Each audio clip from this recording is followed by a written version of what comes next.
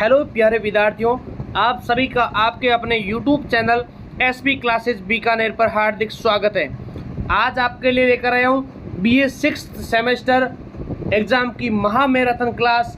तो आइए इस क्लास के अंदर सभी विद्यार्थी जुड़ जाइए और अपने उन सभी साथियों के साथ इस क्लास को साझा करें। और आपके लिए जो ये 6th सेमेस्टर की यानी जो छठा सेमेस्टर आपके लिए एग्ज़ाम होने वाला है, उनके लिए बहुत ही ज़्यादा महत्वपूर्ण क्लास रहने वाली है इतिहास की। तो इतिहास आपके जिसके भी विषय हैं उन सब के लिए क्लास महत्वपूर्ण है। तो जिनको भी इसकी नोट्स की PDF लेनी है तो ये आपके लिए स्क्रीन पर नंबर दे रखे, आप उन पर मैसेज कर सकते हैं। लेकिन वही विद्यार्थी मैसेज करें जिनको लेनी है। PDF फ्री नहीं है, इसका शुल्क रखा गया है, तो वही विद्यार्थी मैसेज करें, ठीक है। बाकी सभी विद्यार्थी क्लास को एंजॉय करें, अच्छे से देखें। आपको पूरा का पूरा सिलेबस यानी इस एक महा मैराथन क्लास के अंदर आपको सारे क्वेश्चन मैं करवाने वाला हूं, ताकि आपके एग्जाम में यहाँ से आपको क्वेश्चन देखने को मिलेंगे और यहाँ से आपको 70 से 80% तक एग्जाम में क्वेश्चन आने वाले। इस क्लास को पूरे के पूरा देखना, यानी लास्ट के अंदर आपको MCQ करवाए जाएंगे, बीच में आपके छोटे वाले क्वेश्चन, लघु उत्तरात्मक और दीर्घ उत्तरात्मक क्वेश्चन सारे के सारे करवाए जाएंगे। तो सभी विद्यार्थियों को क्लास लाइक भी करनी है और सब्सक्राइब भी करना है। चैनल को सब्सक्राइब करने का ये फायदा है कि आपको हर अपडेट्स, हर आपको कोई भी वीडियो आता है, क्वेश्चन बताए जाते हैं, तो आपको इस चैनल के माध्यम से आपको बता दी जाएंगे। साथ में आप लाइक करेंगे तो आपको एक हाइप का बटन जरूर मिलेगा, वो जरूर करें सभी विद्यार्थी। तो हाइप करें और कमेंट का बटन जरूर दबाएं। तो आइए क्लास को शुरू करते हैं। सब्जेक्ट आपका रहने वाला BA 6 सेमेस्टर मैंने आपको बता दिया, और पेपर आपका नाम है भारतीय संस्कृति की आधारशिला, यानी इतिहास का पेपर है। भारतीय संस्कृति की आधारशिला जो आपका सिलेबस है उसके अकॉर्डिंग पूरा का पूरा ये वीडियो बना हुआ है, जिसको आपको अच्छे से देखना है। आइए विद्यार्थियों शुरू करते हैं। पहला क्वेश्चन आपके लिए रहने वाला है कि भारतीय संस्कृति में समन्वयवाद की अवधारणा का विस्तृत वर्णन कीजिए। बहुत ही ज्यादा महत्वपूर्ण क्वेश्चन है विद्यार्थियों। भारतीय संस्कृति की सबसे महत्वपूर्ण विशेषताओं में से एक समन्वयवाद मानी जाती है। इसका अर्थ विभिन्न विचारों, धर्मों, परंपराओं और जीवन मूल्यों का आपसी समावेश और संतुलन स्थापित करना है। यानी भारत प्राचीन काल से विभिन्न जातियों, भाषाओं, धर्मों और संस्कृतियों का संगम स्थल रहा है, जिसके कारण यह समन्वय की प्रवृत्ति विकसित हुई है। उसके बाद बात करें तो सबसे पहले वैदिक काल में विभिन्न देवताओं की उपासना के बावजूद एक परम सत्य की अवधारणा देखने को मिलती है। एक सद्विप्रा बहुधा वदंती, यानी एकम सद्विप्रा बहुधा वदंती। यह विचार दर्शाता है कि सत्य एक है, परंतु उसे विभिन्न रूपों में समझा जा सकता है। आगे चलकर उपनिषदों में भी ज्ञान, कर्म और भक्ति के मार्गों का समन्वय मिलता है। यानी कहने का तात्पर्य क्या है, यानी वैदिक काल से अपने जो देवी देवता उसकी उपासना के साथ साथ क्या चलते हैं, एक सत्य की अवधारणा देखी जाती है। यानी एकम सत्यम विप्रा बहुधा वदंती, ये कथन हमें देखने को मिलता है और ग्रंथों में, उपनिषदों में हमें जरूर देखने को मिलता है। उसके बाद विद्यार्थियों, जैन धर्म और बौद्ध धर्म ने यह भी भारतीय संस्कृति में अहिंसा, करुणा और नैतिकता को जोड़कर एक नया संतुलन स्थापित किया। इन कर्मों ने वैदिक परंपराओं का विरोध नहीं बल्कि उसके साथ समाज और सुधार का मार्ग अपनाया था। इसी प्रकार पौराणिक धर्म में विभिन्न देवताओं शिव, विष्णु, शक्ति आदि की उपासना के माध्यम से विविधता में एकता को बल दिया गया। मध्यकाल में भक्ति और सूफी आंदोलनों ने समन्वय को एक और सुदृढ़ किया। भक्ति संतों ने जाति पांति का विरोध कर ईश्वर के प्रति प्रेम को सर्वोपरि माना, जबकि सूफी संतों ने इस्लाम और भारतीय परंपराओं के बीच सामंजस्य स्थापित किया। यानी अगर किसी धर्म के बीच में अगर हमें तालमेल बैठाना है, एक राष्ट्र को एक ऐसा स्थान देना है जिसके अंदर क्या बैठाना पड़ेगा, इस जाति पांति से ऊपर उठकर हमें क्या करना पड़ेगा, हमें राष्ट्र के प्रति सर्वोपरि प्रेम मानना पड़ेगा। यानी सभी परंपराओं, चाहे कोई भी धर्म है, कोई स्थापत्य है, उन सबको एक मानकर एक ऐसा सामंजस्य स्थापित करना पड़ेगा। इससे सामाजिक एकता, सांस्कृतिक समृद्धि को बढ़ावा मिलता है और समन्वयवाद का प्रभाव केवल धर्म तक सीमित नहीं रहा बल्कि कला, साहित्य, संगीत और स्थापत्य में स्पष्ट रूप से दिखाई देता है। यानी अगर बात करें, अगर धर्म के साथ साथ सामंजस्य स्थापित करते हैं वो ठीक बात है, लेकिन अगर कला की बात करें तो अनेक प्रकार के मुगल कला भी देखने को मिलती है, अंग्रेजी यूनानी कला भी मिलती है, भारतीय कला है या गुप्तकालीन कला, अनेक प्रकार के जो साहित्य संगीत है, हमें सब के अंदर अपना तालमेल बैठाना पड़ेगा। ऐसा नहीं है कि ये हिंदुओं की कला करती है या ये मुस्लिमों की है, तो हमें सब कलाकृतियों का सम्मान करना चाहिए, स्थापत्य कला का भी सम्मान करना चाहिए विद्यार्थियों। उसके बाद उदाहरण के लिए मंदिर, मस्जिद स्थापत्य में शैलीगत मिश्रण देखने को मिलता है। वहीं संगीत में हिंदुस्तानी शास्त्रीय संगीत का विकास भी इसी समन्वय का परिणाम है। यानी उदाहरण के रूप में अगर देखें, चाहे मंदिर का बनावट है, चाहे मंदिर वास्तविक का बनावट है, हमें सब शैली को समान रूप से देखना चाहिए। और संगीत है तो आज हम देखते हैं अनेक ऐसे कलाकार होते हैं, चाहे वो मुस्लिम कलाकार है या हिंदू कलाकार है, कोई भी कलाकार है, चाहे सिख कलाकार है, तो सभी कलाकारों की अपनी एक प्रसिद्धि होती है। वो भारतीय संगीत के विकास को कहीं न कहीं मार्ग में बढ़ाने में सहायता प्रदान करते हैं। अंततः कहा जा सकता है कि समन्वयवाद भारतीय संस्कृति की आत्मा है। यह न केवल विविधताओं को स्वीकार करता है बल्कि उन्हें एक सूत्र में बांधकर समाज में शांति, सहिष्णुता और एकता स्थापित करता है। यही कारण है कि भारतीय संस्कृति आज भी अपनी जीवंतता और प्रासंगिकता बनाए हुए। ये था विद्यार्थियों पहला क्वेश्चन। अब बात करते हैं दूसरे क्वेश्चन की। ये जो भी आपको क्वेश्चन बता रहा हूँ विद्यार्थियों, आपको देख लेना, एग्जाम के अंदर देखने को मिलेंगे, और आप अगर इन क्वेश्चनों को तैयार करके जाते हैं ना, तो आपका पेपर 100% बहुत ही अच्छा होने वाला है। मेरा ये विश्वास है कि मैंने आज तक जितने भी सेमेस्टर के अंदर एग्जाम के अंदर क्वेश्चन अच्छे से तैयार करके यूट्यूब के माध्यम से आपको करवाएं, उन सबसे लगभग 80 से 90% क्वेश्चन एग्जाम में आए। तो आप इन क्वेश्चनों को अच्छे से तैयार भी करें, साथ साथ में इसको क्लास को पूरा देखा करें, ताकि एक भी क्वेश्चन आपको क्लियर होने में कठिनाई मिले। फिर बात करें दूसरा क्वेश्चन, तो वैदिक धर्म और पौराणिक धर्म के बीच अंतर और विकास की प्रक्रिया का विश्लेषण कीजिए विद्यार्थियों। तो भारतीय धार्मिक परंपरा में वैदिक धर्म और पौराणिक धर्म दो महत्वपूर्ण चरण हैं, जो समय के साथ विकसित हुए और भारतीय संस्कृति को गहराई से प्रभावित किया।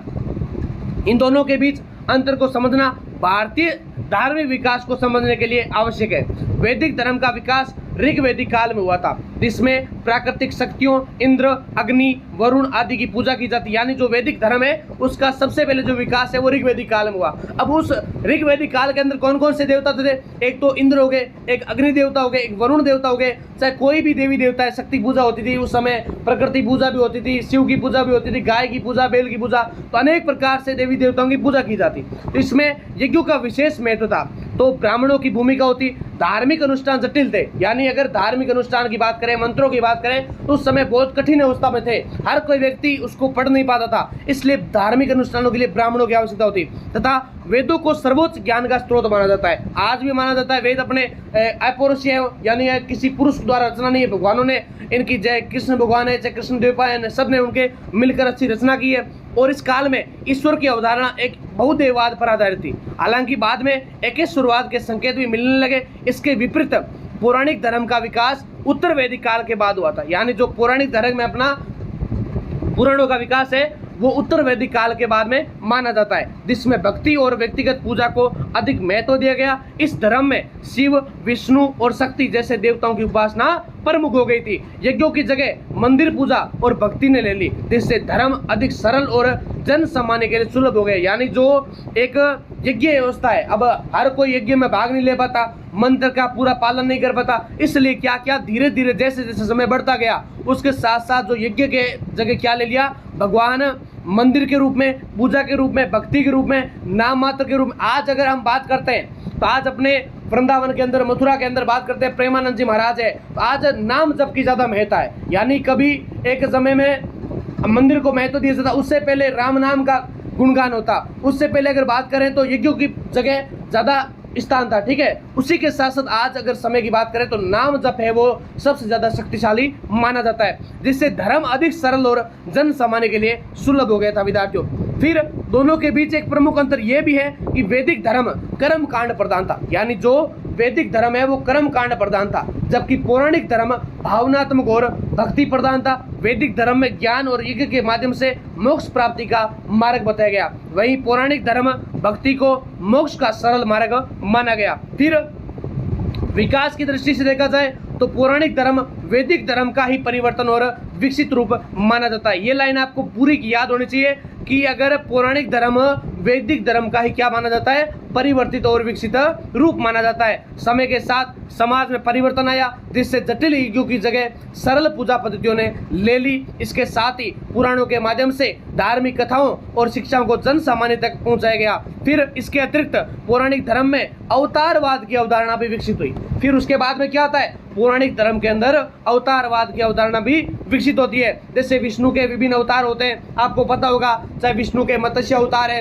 कल्कि अवतार है, वराह अवतार है, नरसिंह अवतार है, चाहे वामन अवतार है, चाहे कुर्मा अवतार है, चाहे भगवान राम का अवतार है, परशुराम अवतार है, सारे जो कृष्ण के अवतार हैं ये सब भगवान विष्णु के अवतार माने जाते हैं। किसके अवतार माने जाते हैं? भगवान विष्णु के। जो हनुमान जी है वो किसके अंश माने जाते हैं? कई विद्यार्थी कमेंट कर सकते हैं, तो हनुमान जी है वो शिव के अंश माने जाते हैं, इसलिए हनुमान जी को शिवांश भी कहते हैं। यानी जो हनुमान जी है वो रुद्राक्ष है, भगवान शिव के अंश माने जाते हैं। ये बात तो पता होनी चाहिए आपको।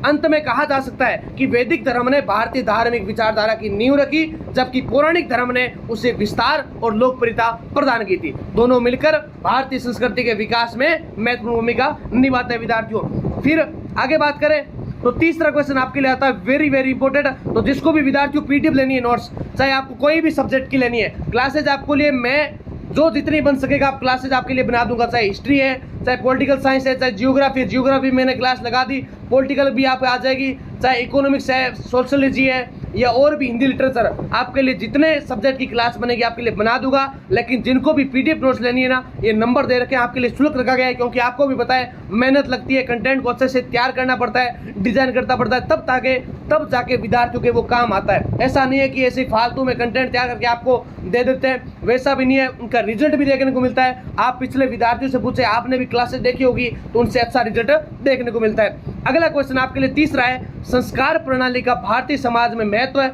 एवं उसके सामाजिक सांस्कृतिक प्रभावों का विश्लेषण कीजिए। यानी तीसरा क्वेश्चन क्या है, संस्कार प्रणाली का भारतीय समाज में महत्व क्या है और उसका सामाजिक सांस्कृतिक प्रभावों का विश्लेषण बताना है। तो बात करें विद्यार्थियों, भारतीय संस्कृति में संस्कार प्रणाली का अत्यंत महत्व स्थान है। संस्कार का अर्थ क्या होता है कि मनुष्य के जीवन को शुद्ध, परिष्कृत और व्यवस्थित बनाने वाली धार्मिक और सामाजिक प्रक्रियाएं। ध्यान होना चाहिए आपको अर्थ, छोटे वाला क्वेश्चन आ जाए, संस्कार का अर्थ क्या होता है, तो मनुष्य के जीवन को शुद्ध, परिष्कृत यानी एक शुद्ध रूप प्रदान करना, उसको साफ सुथरा बनाना, व्यवस्थित बनाने वाली धार्मिक और सामाजिक क्रियाएं। फिर प्राचीन भारतीय समाज में मनुष्य के जन्म से लेकर मृत्यु तक कुल 16 संस्कारों का वर्णन मिलता है। आपको पता होना चाहिए, जिन्हें षोडश संस्कार भी कहते हैं। कितने कहते हैं? षोडश संस्कार भी कहा जाता है।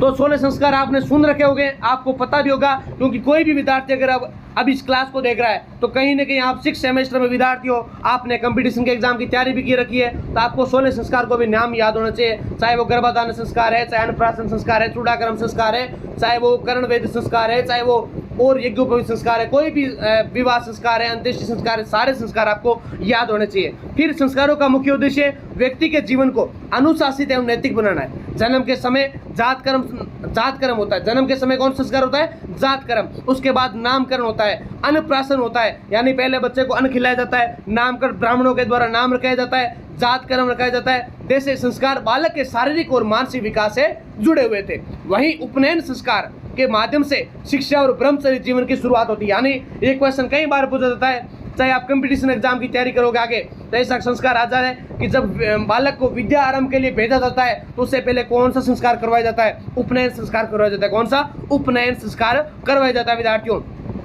फिर जिससे व्यक्ति को ज्ञान, अनुशासन और कर्तव्य का बोध हो जाता है। संस्कार प्रणाली का सामाजिक महत्व भी अत्यंत व्यापक था। ये समाज में एकरूपता और संगठन बनाने का माध्यम थी। विवाह संस्कार के द्वारा परिवार संस्था को सुदृढ़ किया गया, जिससे सामाजिक स्थिरता बनी रही। इसी प्रकार अंत्येष्टि संस्कार ने जीवन और मृत्यु के दार्शनिक पक्ष को स्पष्ट किया और समाज में धार्मिक आस्था को बनाए रखा था। यानी व्यक्ति को पता होता है अगर कि अच्छे कर्म करेंगे, या अगर समाज के अंदर, धर्म के अंदर हम कुछ रहने वाले स्थिति के अंदर अगर हम अच्छा कर्म करेंगे, कार्य करेंगे, तो कहीं न कहीं आने वाले समय में हमारा भी पक्ष अच्छा रहेगा। दार्शनिक पक्ष को ध्यान में रखते हुए वो धार्मिक आस्था को बनाए रखता है। फिर संस्कारों के माध्यम से व्यक्ति में नैतिक मूल्यों का विकास होता है। अगर व्यक्ति के अंदर संस्कार नहीं होंगे, आप बोलते हो कि अगर किसी विद्यार्थी का अच्छा ज्ञान नहीं है तो उसके अंदर नैतिक मूल्य नहीं आते। सत्य, अहिंसा, सेवा, संयम, कर्तव्य बनाना जैसे गुणवारों के द्वारा विकसित होने से, जिससे समाज में नैतिकता और अनुशासन बना रहता। हालांकि समय के साथ संस्कार प्रणाली में कुछ रूढ़ियां, आडंबर भी जुड़ गए, जिससे इनका मूल उद्देश्य कुछ हद तक प्रभावित हुआ। फिर भी इनका सांस्कृतिक महत्व आज भी बना हुआ है। आधुनिक समाज में भी कई संस्कार सरल रूप से प्रचलित है। अंततः कहा जा सकता है कि संस्कार प्रणाली भारतीय संस्कृति की आधारशिला है, जिसने व्यक्ति के सर्वांगीण विकास और समाज की स्थिरता में महत्वपूर्ण योगदान दिया है विद्यार्थियों। फिर अगला क्वेश्चन है कि प्राचीन भारतीय आश्रम व्यवस्था की प्रासंगिकता एवं आधुनिक जीवन में उनकी उपयोगिता का मूल्यांकन कीजिए। तो प्राचीन भारतीय समाज में आश्रम व्यवस्था जीवन को 4 चरणों में विभाजित करने की एक महत्वपूर्ण प्रणाली थी। ये 4 आश्रम थे। पहला ब्रह्मचर्य, दूसरा गृहस्थ आश्रम, तीसरा वानप्रस्थ आश्रम, चौथा संन्यास आश्रम। इस व्यवस्था का उद्देश्य व्यक्ति के जीवन को संतुलित और अनुशासित और उद्देश्यपूर्ण बनाना था। ब्रह्मचर्य आश्रम जीवन का प्रथम चरण था, जिसमें व्यक्ति शिक्षा प्राप्त करता था और आत्म संयम का अभ्यास करता था। विद्यार्थियों, इस चरण में गुरु शिष्य परंपरा के माध्यम से ज्ञान, नैतिकता और अनुशासन का विकास किया जाता। ये जीवन की नींव तैयार करता था। क्या करता था? जीवन की नींव तैयार करता। गृहस्थ आश्रम को सबसे महत्वपूर्ण माना गया, क्योंकि इसमें व्यक्ति परिवार का पालन पोषण करता और समाज के आर्थिक एवं सामाजिक कार्यों में योगदान देता। इस आश्रम में धर्म, अर्थ और काम तीनों का पुरुषार्थों का पालन किया जाता है। यानी जो 4 प्रकार के पुरुषार्थ होते हैं, धर्म, अर्थ, काम, मोक्ष। मोक्ष अंतिम रूप में आता है। बाकी जो 3 आश्रम में होते हैं, यानी पुरुषार्थ होता है धर्म, अर्थ, काम, तीनों का जो पालन है वो गृहस्थ आश्रम में होता है। वानप्रस्थ आश्रम में व्यक्ति धीरे धीरे सांस्कारिक जिम्मेदारियां और से मुक्त होकर आध्यात्मिक चिंतन की ओर अग्रसर होता है। यानी वो नाम जप करने लग जाता है, माला फेरने लग जाता है, समाज से थोड़ा छुटकारा ले लेता है और वो समाज के लिए कुछ करने लग जाता है। ये होता है वानप्रस्थ आश्रम।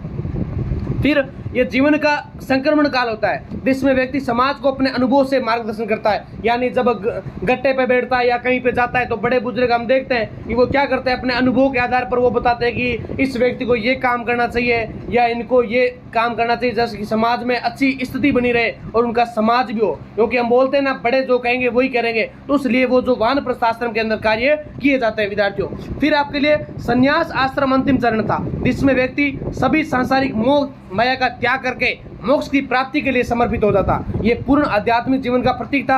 आधुनिक जीवन में आश्रम व्यवस्था की प्रासंगिकता आज भी बनी हुई है। यद्यपि आज इस व्यवस्था का शाब्दिक पालन नहीं होता है, बल्कि फिर भी क्या होता है, इसका मूल सिद्धांत जीवन के विभिन्न चरणों में संतुलन बनाए रखना आज भी अत्यंत उपयोगी है। उदाहरण के लिए शिक्षा काल में अनुशासन, कार्यकाल में जिम्मेदारी और वृद्धावस्था में आध्यात्मिकता के ये सभी आश्रम आज भी व्यवस्था के रूप में बने हुए। क्योंकि आज भी देखते हैं कि अगर विद्यार्थी शिक्षा के क्षेत्र में अगर शिक्षा प्राप्त कर रहा है, स्कूली शिक्षा के जीवन है, तो उसके अंदर अगर उसके अंदर अनुशासन नहीं है, अगर सहनशीलता नहीं है, उसके अंदर वो पाने की लालसा नहीं है, अगर ज्ञान प्राप्त करने की इच्छा नहीं है, तो विद्यार्थी सफल नहीं होता है। तो कहीं नहीं उसको वो जीवन के अंदर करना चाहिए। और गृहस्थ आश्रम के अंदर अगर जिम्मेदारी नहीं है, परिवार का जिम्मेदारी होनी चाहिए, पत्नी की जिम्मेदारी होनी चाहिए, बाल बच्चों को पालन पोषण की जिम्मेदारी होनी चाहिए, ये सब उसकी कर्तव्य होते हैं। कहीं ना कहीं वो उस समय भी थे, आज भी थे।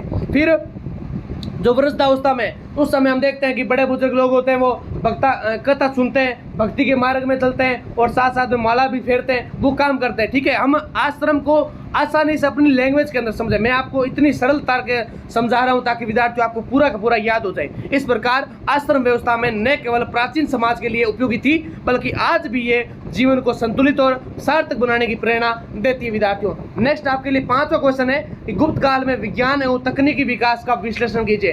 तो गुप्त काल को भारतीय इतिहास का स्वर्ण युग कहा जाता है, जिसका एक प्रमुख कारण इस समय विज्ञान एवं तकनीकी क्षेत्र में उल्लेखनीय प्रगति होना पाया जाता है। इस काल में गणित, खगोल शास्त्र, चिकित्सा एवं धातु कर्म के क्षेत्रों में महत्वपूर्ण उपलब्धता प्राप्त हुई थी, जिन्होंने न केवल भारत बल्कि विश्व को भी प्रभावित किया। क्योंकि देखते हैं हम कि गणित के क्षेत्र में इस काल की सबसे बड़ी उपलब्धि शून्य, जीरो।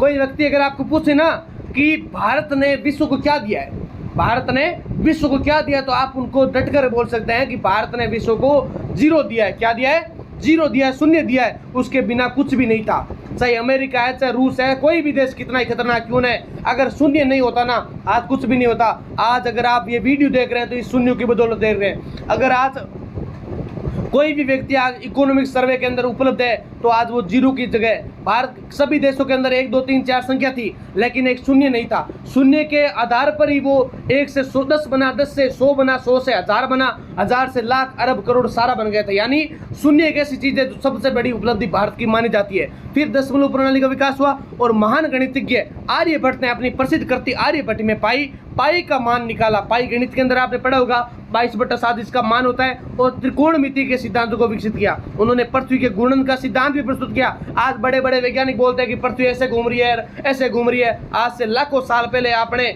जो वैज्ञानिक थे, मनोवैज्ञानिक थे, आर्यभट्ट थे, प्रसिद्ध खगोल शास्त्री थे, उन्होंने बता दिया था कि त्रिकोणीय मिट्टी के आधार पर पृथ्वी के घूर्णन इतना होगा, इतने डिग्री वो घूमेगी, इतना समय होगा। ये सब आज से कितने साल पहले बता दिया गया था।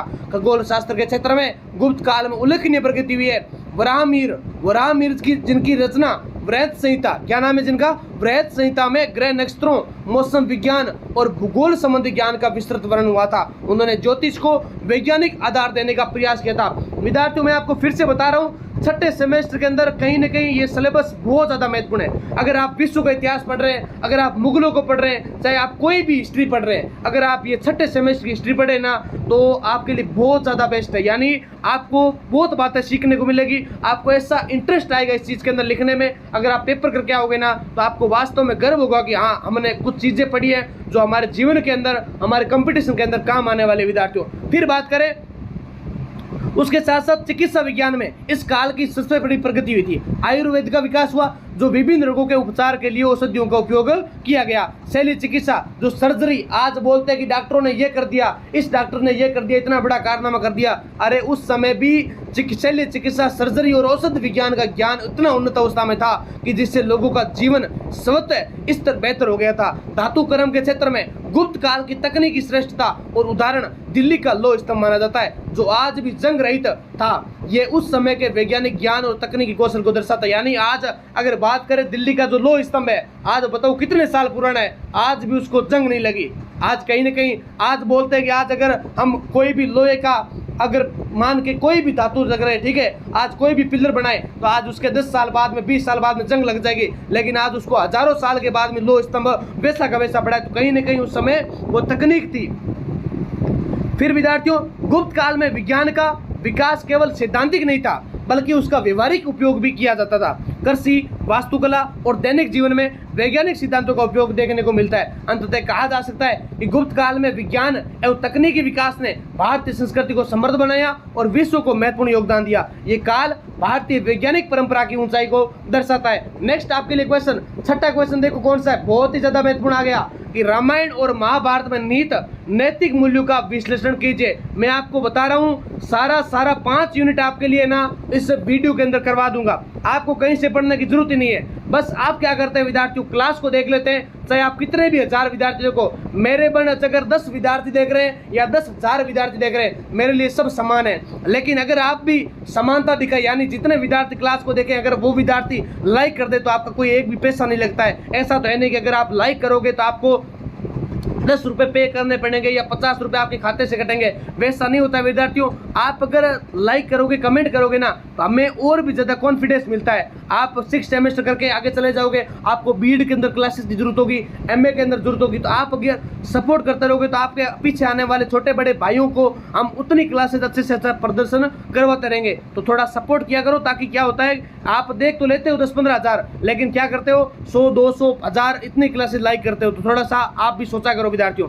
फिर बात करते हैं रामायण और महाभारत की। तो रामायण और महाभारत भारतीय संस्कृति के 2 महान महाकाव्य हैं, जिसमें न केवल धार्मिक कथाएं हैं, बल्कि गहन नैतिक और सामाजिक मूल्य निहित होते हैं। ये ग्रंथ भारतीय समाज के आचार विचार और जीवन मूल्यों को निर्धारित करने में महत्वपूर्ण भूमिका निभाते हैं। रामायण में मर्यादा, कर्तव्य निष्ठता और आदर्श जीवन का चित्रण किया गया है। भगवान राम को मर्यादा पुरुषोत्तम राम कहा गया है। यानी आपको ये पता होगा कि भगवान राम को मर्यादा पुरुषोत्तम ही क्यों कहा गया है, भगवान कृष्ण को क्यों नहीं कहा गया, भगवान किसी और शिव जी को क्यों नहीं कहा गया। तो भगवान जो राम है उनको मर्यादा पुरुषोत्तम इसलिए कहा गया है क्योंकि उन्होंने सत्य के मार्ग पर चला, हमेशा धर्म को सर्वश्रेष्ठ माना, कर्तव्य का पालन किया। यानी अगर वो सीता जी को लेने गए थे, ऐसा नहीं है कि उड़कर चले गए या किसी की सहायता मांग ली। यानी सहायता सबसे मांगी, वानरों की सहायता मांगी, जामवंत जी की, हनुमान जी की, सबकी मानी थी, लेकिन उन्होंने हमेशा धर्मनिष्ठ होकर अर्थात मर्यादा में रहकर काम किया था। ऐसा नहीं है कि अगर हनुमान जी जा रहे हैं या उनको बोल दिया कि सीधे जाओ, हनुमान जी सीता जी को उठा के ले जाओ, उन्होंने वहाँ लंका गए, सहनशीलता के साथ समझाया, उनको कुछ प्रस्ताव भेजे, युद्ध किया, उसके बाद में सीता जी को लेकर आए। उससे क्या मिलता है कि मर्यादा में रहकर सारा का सारा काम किया था विद्यार्थियों। फिर उनके पिता की आज्ञा का पालन करना, यानी अगर कोई पिता अगर बोल दे कि किसी कारणवश, चाहे वो माता कैकेयी के कारण बोले या किसी कारण बोले, अगर वो बोल देते हैं कि तुमको 14 वर्ष का वनवास मिला है, वो जाना है, तो भगवान राम ने हंसकर उनका स्वीकार किया वचन। यानी रघुकुल रीत सदा चली आई, प्राण जाई पर वचन ना जाई। इस त्याग के कारण, इस पंक्ति के आधार पर भगवान राम ने वो वनवास ले लिया।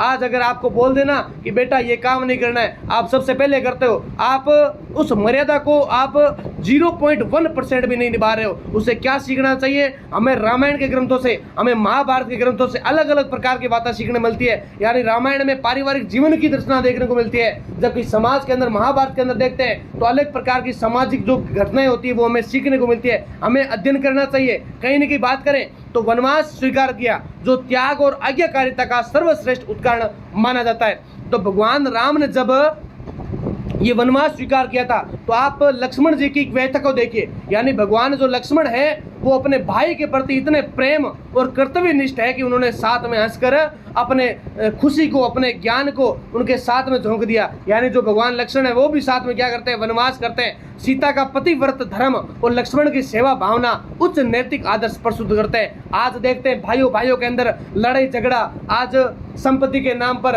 आज जमीन के नाम पर, कोई आज और दृष्टि के आधार पर वो लड़ाई करते हैं। आज वो देखते हैं कि ऐसी दृष्टि हो गई है कि समाज के अंदर कुछ हमें सीखने को चाहिए, यानी समाज के अंदर ऐसा ज्ञान होना चाहिए जिससे नैतिक आदर्श और भी ज्यादा विकसित हो जाए। विद्यार्थियों कुछ टाइम एक्स्ट्रा ले रहा हूँ क्या, क्योंकि आप ये चीजें नहीं सीखोगे ना तो कहीं ना कहीं आपका बीए करने का उद्देश्य आपका सफल नहीं होता है। आपके अगर सिलेबस के अंदर ये बता रखा है कि नैतिक मूल्य क्या है, तो मुझे थोड़ा एक्स्ट्रा बताने में अच्छा महसूस लग रहा है कि मेरे विद्यार्थी इस क्लास को सुन रहे हैं और मुझे विश्वास है कि आपको ये बातें जो बता रहा हूँ वो अच्छी लगेगी। फिर बात करें तो महाभारत में जीवन की जटिलताओं और नैतिक द्वंद्वों का विस्तृत वर्णन मिलता है। इसमें धर्म और अधर्म के बीच संघर्ष को दर्शाया गया है। भगवान श्री कृष्ण द्वारा अर्जुन को दिया गया उपदेश भगवद गीता जीवन के नैतिक और दार्शनिक सिद्धांतों को स्पष्ट करता है। यानी भगवान जो कृष्ण है, जो सुदर्शन चक्र के धारी हैं, उन्होंने अर्जुन को कौन कौन से उपदेश दिए जो भगवत गीता के अंदर उत्कीर्ण है, और उसके साथ में जीवन के नैतिक और आदर्श सिद्धांतों को स्पष्ट रखते हैं। भगवान श्री कृष्ण का श्लोक किया जाता है कि वासुदेवा सुतम देवम कंस चाणु मर्दनम देवकी परमानंदम कृष्ण वंदे जगत गुरुम। ये श्लोक आपको याद होना चाहिए विद्यार्थियों। इसमें कर्म योग, ज्ञान योग, भक्ति योग के माध्यम से जीवन के कर्तव्यों को निभाने की प्रेरणा दी गई है। यानी अगर बात करें, आप अगर महाभारत का अध्ययन करेंगे तो उस समय क्या देखने को मिलेगा?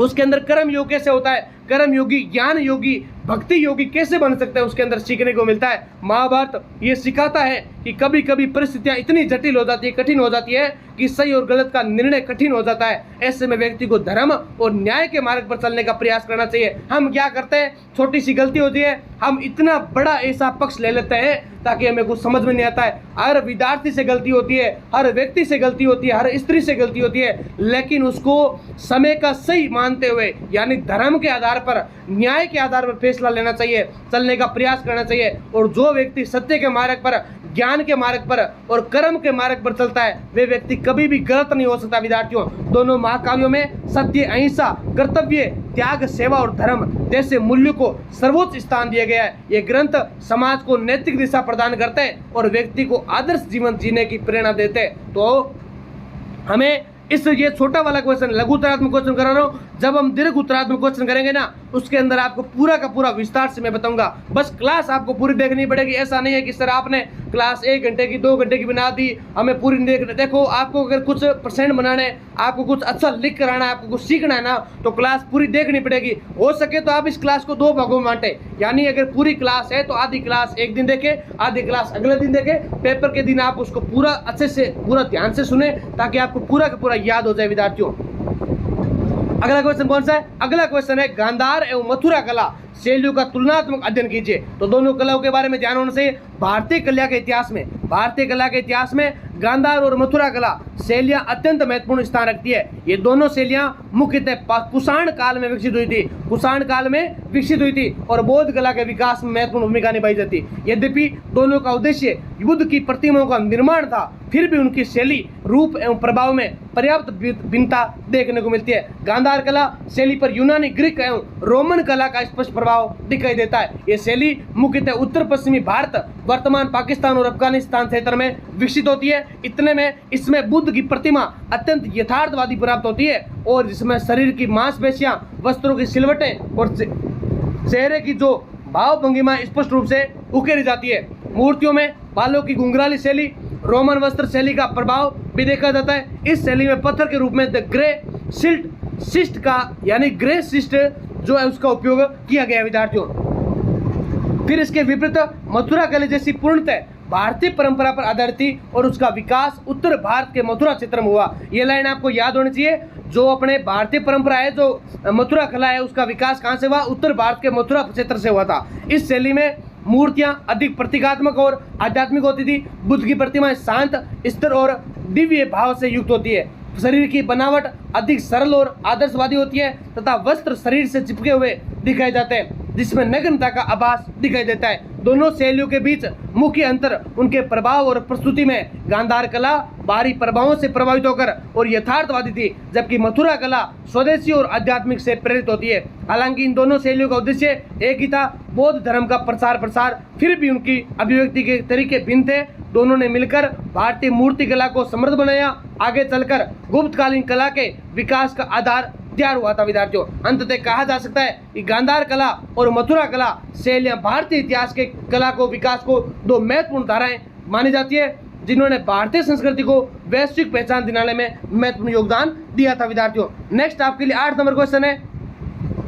अगला 8 नंबर क्वेश्चन है कि मुगल कालीन स्थापत्य कला की विशेषताओं का वर्णन कीजिए। यह भी क्वेश्चन बहुत अच्छा है, पूरा ध्यान करना आपको कि मुगल काल भारतीय स्थापत्य कला के विकास का स्वर्णिम युग माना जाता है। इस काल में वास्तुकला ने नई ऊंचाई को प्राप्त किया, जिसमें भारतीय, फारसी और मध्य एशियाई शैलियों का अद्भुत समन्वय देखने को मिलता है। मुगल शासकों ने भव्य भवनों, किलों, मस्जिदों और मकबरों का निर्माण करवाया, जो आज भी उनकी कला और संस्कृति के प्रतीक माने जाते हैं। मुगल स्थापत्य कला की सबसे प्रमुख विशेषता उनकी भव्यता और समरूपता। भवनों का निर्माण अत्यंत संतुलित और योजनाबद्ध तरीके से किया जाता था। लाल बलुआ पत्थर और सफेद संगमरमर का व्यापक उपयोग किया गया, जिससे इमारतों को आकर्षक बनाया गया। यानी जो मुगल स्थापत्य कला है उसके अंदर एक तो आपको पता होना चाहिए, सफेद जो पत्थर है, लाल बलुआ पत्थर है, या कोई भी जो गुमंद नुमा आकृति है, वो सब मुगल कला को सर्वश्रेष्ठ बनाने का कार्य करती है। इस शैली में गुमंद हो गया, मेहराब हो गया, मीनार हो गई, जो आपने आगरा का ताजमहल देखा होगा, एक तो गोल गोल गुमंद हो गया, फिर साइड में जो मीनारें बनी हुई है वो विशेष महत्व देखने को मिलता है। ये सभी तत्व इस्लामी स्थापत्य की पहचान है, जिन्हें मुगल काल में उत्कृष्ट रूप प्रदान किया गया है। इसके अलावा दीवारों पर जड़ाऊ काम, नक्काशी और सुंदर चित्रकारी भी की जाती है। विद्यार्थियों, फिर मुगल स्थापत्य की एक विशेष महत्वपूर्ण विशेषता 4 भाग शैली है। ये सबसे इंपॉर्टेंट क्वेश्चन है। मुगल स्थापत्य की सबसे महत्वपूर्ण विशेषता कौन सी है?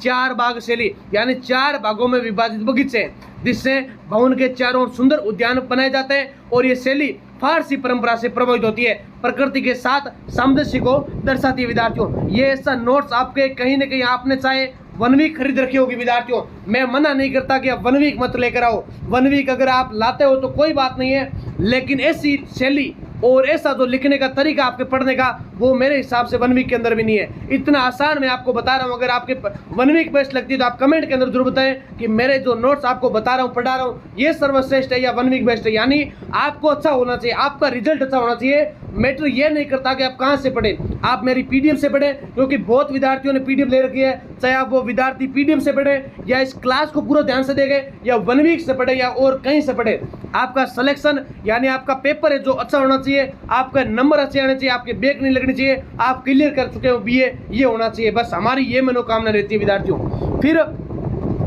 ताजमहल मुगल स्थापत्य कला का सर्वोत्तम उदाहरण है, जिससे शाहजहां ने बनवाया था। इसके अलावा रेड फोर्ट जो लाल किला और दिल्ली की जो जामा मस्जिद है, उस कला के उत्कृष्ट उदाहरण माने जाता है। यानी जो शाहजहां है उन्होंने एक तो ताजमहल बनाया और एक शाहजहां ने क्या बनाया, लाल किला बनाया, और एक दिल्ली के जो जामा मस्जिद है उसका निर्माण करवाया था। मुगल स्थापत्य कला ने भारतीय कला को एक नई दिशा प्रदान की। इसमें सांस्कृतिक समन्वय का अद्भुत उदाहरण प्रस्तुत किया जाता है। अंततः कहा जा सकता है कि मुगल कालीन स्थापत्य कला भारतीय इतिहास की अमूल्य धरोहर है, जो आज भी अपनी सुंदरता, भव्यता, तकनीकी उत्कृष्टता के लिए विश्व भर में प्रसिद्ध है। विद्यार्थियों, अगला आपके लिए 9 नंबर क्वेश्चन है कि भक्ति आंदोलन के सामाजिक एवं धार्मिक प्रभावों का विश्लेषण कीजिए। तो मध्यकालीन भारत में भक्ति आंदोलन एक महत्वपूर्ण धार्मिक एवं सामाजिक आंदोलन था, जिसने भारतीय समाज और संस्कृति पर गहरा प्रभाव डाला था। यह आंदोलन मुख्यतः 7वीं सदी से 17वीं शताब्दी के बीच में विकसित हुआ और उसका उद्देश्य धर्म को सरल, सुलभ और जन सामान्य में अनुकूल बनाए रखना माना जाता है। भक्ति आंदोलन का सबसे बड़ा प्रभाव धार्मिक क्षेत्र में देखा जाता है। इस आंदोलन ने जटिल कर्म कांडों, यज्ञों और ब्राह्मणवादी विचारधाराओं परंपराओं का विरोध किया है। ईश्वर के प्रति प्रेम भक्ति को सर्वोच्च स्थान दिया गया। संतों ने यह संदेश दिया कि ईश्वर तक पहुंचने के लिए किसी मध्यस्थ पुजारी की आवश्यकता नहीं होती है, बल्कि सच्चे मन से भक्ति करने पर मोक्ष दिया जाता है। यानी जब भक्ति आंदोलन आता है, जब कुछ सामाजिक धार्मिक जब हमें देखने को मिलती है, संत वो क्या संदेश देते हैं कि ईश्वर के लिए अगर पहुंचना है तो हमें किसी पुजारी की आवश्यकता नहीं है, बल्कि सच्चे मन से जो भक्ति करेगा वो ईश्वर को प्राप्त करेगा, वो मोक्ष को प्राप्त करेगा। सामाजिक दृष्टि से भक्ति आंदोलन ने जाति पाति और सामाजिक भेदभाव का विरोध किया। संतों जैसे कबीर हो गए, गुरु नानक हो गए ने सभी मनुष्य को समान बताया और मानवता को सर्वोपरि माना था। विद्यार्थियों, उन्होंने हिंदू मुस्लिम एकता पर बल दिया और धार्मिक सहिष्णुता का संदेश दिया था। उसके बाद में भक्ति आंदोलन ने एक नए महत्वपूर्ण प्रभाव यह था कि इसने क्षेत्रीय भाषाओं के विकास को प्रोत्साहन दिया था। संतों ने संस्कृत के स्थान पर हिंदी, पंजाबी, मराठी आदि लोक भाषाओं के अपने उपदेश दिए, जिसने आम जनता तक उनका संदेश आसानी से पहुंच सका। इसके अलावा इस आंदोलन ने साहित्य, संगीत और कला के विकास में महत्वपूर्ण योगदान दिया था। भजन, कीर्तन और कविताओं के माध्यम से भक्ति भाव को अभिव्यक्त किया गया, जिससे भारतीय संस्कृति का जीवन में नई ऊर्जा का संचार हुआ था। हालांकि कुछ विद्वानों का मानना है कि भक्ति आंदोलन सामाजिक संरचना को पूरी तरह बदलने में सफल नहीं हुआ, फिर भी इसने समाज में जागरूकता और समाज की भावना को उत्पन्न किया। अंततः कहा जा सकता है कि भक्ति आंदोलन ने भारतीय समाज में धार्मिक सरलता और सामाजिक समानता और सांस्कृतिक समृद्धि को बढ़ावा दिया, जो आज भी प्रासंगिक मानी जाती है। विद्यार्थियों, अगला आपके लिए क्वेश्चन है 10 नंबर, सूफी आंदोलन की शिक्षाओं एवं भारतीय संस्कृति पर इसके प्रभावों का मूल्यांकन कीजिए। तो विद्यार्थियों, जिसको भी पीडीएफ लेनी है आप इन नंबरों पर मैसेज कर सकते हैं। पीडीएफ फ्री नहीं है, फिर से बता देता हूं, और YouTube channel SP classes Bikaner को सब्सक्राइब जरूर करें। विद्यार्थियों, फिर बात करें नेक्स्ट 10वें क्वेश्चन की, तो सूफी आंदोलन की बात करेंगे। तो सूफी आंदोलन इस्लाम के भीतर विकसित एक आध्यात्मिक धारा थी, जिसने मध्यकालीन भारत में गहरा सांस्कृतिक एवं सामाजिक प्रभाव डाला। सूफी संतों ने प्रेम, करुणा, सहिष्णुता और ईश्वर के प्रति समर्पण को अपने जीवन का आधार बनाया था। सूफी आंदोलन की मुख्य विशेषताओं में ईश्वर की एकता, तौहीद, प्रेम और मानवता की सेवा प्रमुख है। ईश्वर संतों का मानना था कि ईश्वर तक पहुंचने का मार्ग प्रेम और भक्ति के माध्यम से संभव है। उन्होंने बाहरी आडंबरों और जो पुराने जो रीति रिवाज है, उनको कठोर धार्मिक जो नियम है उनका विरोध किया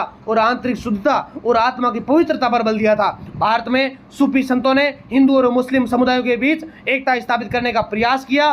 ख्वाजा मोइनुद्दीन चिश्ती ने, यानी जो ख्वाजा मोइनुद्दीन चिश्ती है, जैसे संतों ने प्रेम और भाईचारे का संदेश दिया। उनके दरगाहों पर सभी धर्मों के लोग एकत्रित होते हैं, जिससे सामाजिक समरसता का बढ़ावा मिलता है। यानी क्या होता है, जब किसी धर्म के अंदर एक दूसरे के भाईचारे का भाव बढ़ता है। अगर बात करें तो कोई भी दरगाह है, चाहे अजमेर की दरगाह हो गई, चाहे दिल्ली की जामा मस्जिद है, जब जो ख्वाजा मोइनुद्दीन चिश्ती है उनकी जो दरगाह है उन पर सभी संत एकत्रित होते हैं, जिससे भाईचारे की भावना विपरीत होती है, समरसता यानी आपस में भाईचारा। सूफी आंदोलन का भारतीय संस्कृति पर गहरा प्रभाव पड़ा। इसने धार्मिक सहिष्णुता और सांस्कृतिक समन्वय को बढ़ावा दिया। सूफी संगीत, कव्वाली और साहित्य ने भारतीय कला को समृद्ध किया। इसके अलावा सूफी संतों ने स्थानीय भाषाओं को उपयोग कर अपने विचारों का जन सामान्य तक पहुंचाया था। सूफी आंदोलन ने समाज में व्याप्त कट्टरता और भेदभाव को कम करने का प्रयास किया। इसने लोगों को यह सिखाया कि समाज सभी धर्मों का मूल उद्देश्य एक ही है। यानी क्या उद्देश्य है? मानवता की सेवा और ईश्वर की प्राप्ति।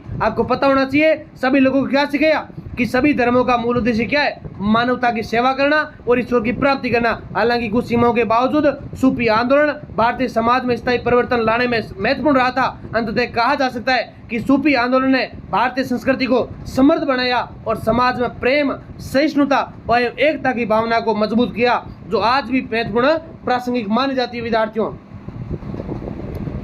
अब विद्यार्थियों देखो, जिसको भी पेपर के टाइम में गैस पेपर चाहिए ना, जल्दी से आप ये जो आपको स्कैनर दिख रहा है, यानी जो व्हाट्सएप चैनल का स्कैनर है, QR है, आप जल्दी से इसका स्क्रीनशॉट ले लीजिए ताकि आप इस व्हाट्सएप चैनल को ज्वाइन कर सकें। और आपके लिए जो PDF नोट्स की जो कोई भी आपके लिंक आती है या गैस पेपर के टाइम आपको जो गैस पेपर उपलब्ध करवाए जाते हैं, आपको इस व्हाट्सएप चैनल पर मिल जाएंगे। तो सभी रिजल्ट के लिए, अपडेट्स के लिए, कोई भी आप वैकेंसी के लिए आप WhatsApp channel SP classes Bikaner Shyam sir जरूर ज्वाइन करें और साथ में वीडियो को लाइक करते रहे और आप ज्वाइन कैसे करेंगे, तो आपको दो ऑप्शन दिए जाते हैं, या तो आप स्क्रीनर को इसको स्क्रीनशॉट ले लीजिए, या नहीं तो आप क्या करेंगे, सीधा लिंक लगा रखिए, यानी कमेंट में आपको पिन किया हुआ है या डिस्क्रिप्शन के अंदर लिंक लगा रखिए व्हाट्सएप चैनल की, आप वहां से सीधा ज्वाइन कर सकते हैं विद्यार्थियों। तो ये थे आपके लिए लघु उत्तरात्मक क्वेश्चन। अब हम बात करेंगे विद्यार्थियों महत्वपूर्ण दीर्घ उत्तरात्मक क्वेश्चन जो आपके लिए एग्जाम में आने वाले हैं, उन सब की बात करने वाले। तो क्लास को कंटिन्यू देखता है, रुकना नहीं है। बड़े वाले क्वेश्चन आपको कुछ छोड़ेंगे कुछ करेंगे, यानी सारे क्वेश्चन तो हम देखो कर नहीं सकते, तो जितने होंगे आपके लिए करवा दूंगा। बाकी आपको ये क्लास के अलावा आपको बाहर कुछ भी नहीं आने वाला विद्यार्थियों। पहला क्वेश्चन आपके लिए दीर्घ उत्तरात्मक रहने वाला है कि भारतीय संस्कृति की मुख्य विशेषताओं का विस्तृत वर्णन कीजिए। एकता में विविधता, सहिष्णुता, आध्यात्मिकता, समन्वयवाद आदि का विश्लेषण कीजिए। तो बहुत ही ज्यादा महत्वपूर्ण है। भारतीय संस्कृति विश्व की प्राचीनतम एवं समृद्ध संस्कृतियों में से एक मानी जाती है, जिनकी जड़ें हजारों वर्षों पुराने इतिहास में गहराई से फैली हुई है। ये केवल एक भौगोलिक क्षेत्र की पहचान नहीं है, बल्कि ये जीवन जीने की एक व्यापक पद्धति, विचारधारा और मूल्य व्यवस्था है। भारतीय संस्कृति ने समय समय पर अनेक आक्रमणों, परिवर्तनों और चुनौतियों का सामना किया, फिर भी इनकी मूल आत्मा अक्षुण्य बनी रही। इसका कारण इसका लचीलापन और सहिष्णुता देखने को मिलती है विद्यार्थियों। फिर भारतीय संस्कृति की प्रमुख विशेषता एकता में विविधता, सहिष्णुता, आध्यात्मिकता, समन्वयवाद, परंपरा और परिवर्तन का संतुलन, नैतिकता एवं जीवन मूल्यों की प्रधानता इस पे विस्पष्ट दिखाई देती है। अब हम बात करेंगे सबसे पहले कि एकता में विविधता क्या है, यानी यूनिटी इन डाइवर्सिटी। तो पूरा ध्यान से देखें, आपको एक एक पॉइंट याद होना चाहिए ताकि आपको एग्जाम अच्छे से लिखने में कोई भी दिक्कत नहीं आए विद्यार्थियों। तो भारतीय संस्कृति की सबसे महत्वपूर्ण और विशिष्ट पहचान एकता में विविधता, यानी भारत एक विशाल देश है। यहाँ अनेक भाषाएं, धर्म, जातियां, परंपराएं और जीवन शैलियां पाई जाती है। उत्तर से दक्षिण, पूर्व से पश्चिम तक लोगों में खान पान, पहनावे, रीति रिवाज और त्योहारों में विविधता दिखाई जाती है। फिर भी इन सब के बीच एक गहरी सांस्कृतिक एकता विद्यमान है। ये एकता केवल राजनीतिक या भौगोलिक नहीं है, बल्कि सांस्कृतिक और भावनात्मक। यानी बात करें, हम देखते हैं कि भारत इतना बड़ा देश है, 28 राज्य है, 8 केंद्र शासित प्रदेश है, लेकिन सभी के खान पान अलग होते हुए, सभी की भाषा अलग अलग होते हुए, हम मारवाड़ी बोलते हैं, कुछ मेवाड़ी बोलते हैं, कुछ कन्नड़ बोलते हैं, कुछ तमिल बोलते हैं, कुछ तेलुगु, अंग्रेजी, यानी सारी भाषाएं भारत के अंदर बोली जाती है। फिर भी आप देखिए कि भारत में अनेकता में एकता, यानी सब भी एकता के सूत्र में बंधे हुए। अगर बात करें खान पान की बात करें, आज अपने अलग अलग खान पान देखते हैं। राजस्थान में चाहे दाल बाटी चूरमा है, चाहे बाजरे की रोटी है, चाहे गेहूं है, चाहे और भी खान पान है। अब हम उधर के जाते हैं तो हम देखते हैं कि चावल ज़्यादा खाते हैं, उधर मछलियों का खान पान है, उधर कुछ और चावल ज़्यादा खान पान चलता है। तो सभी के अंदर हर विविधता पाने के साथ साथ अगर हम क्या रह रहे हैं, एक साथ रह रहे हैं। अगर बात करें त्योहारों की, यानी विभिन्न धर्म के लोग रहते हैं, हिंदू भी रहते हैं, यहाँ पर मुस्लिम भी रहते हैं, सिख भी रहते हैं, ईसाई भी रहते हैं, बौद्ध, जैन, सभी धर्म के लोग रहते हैं।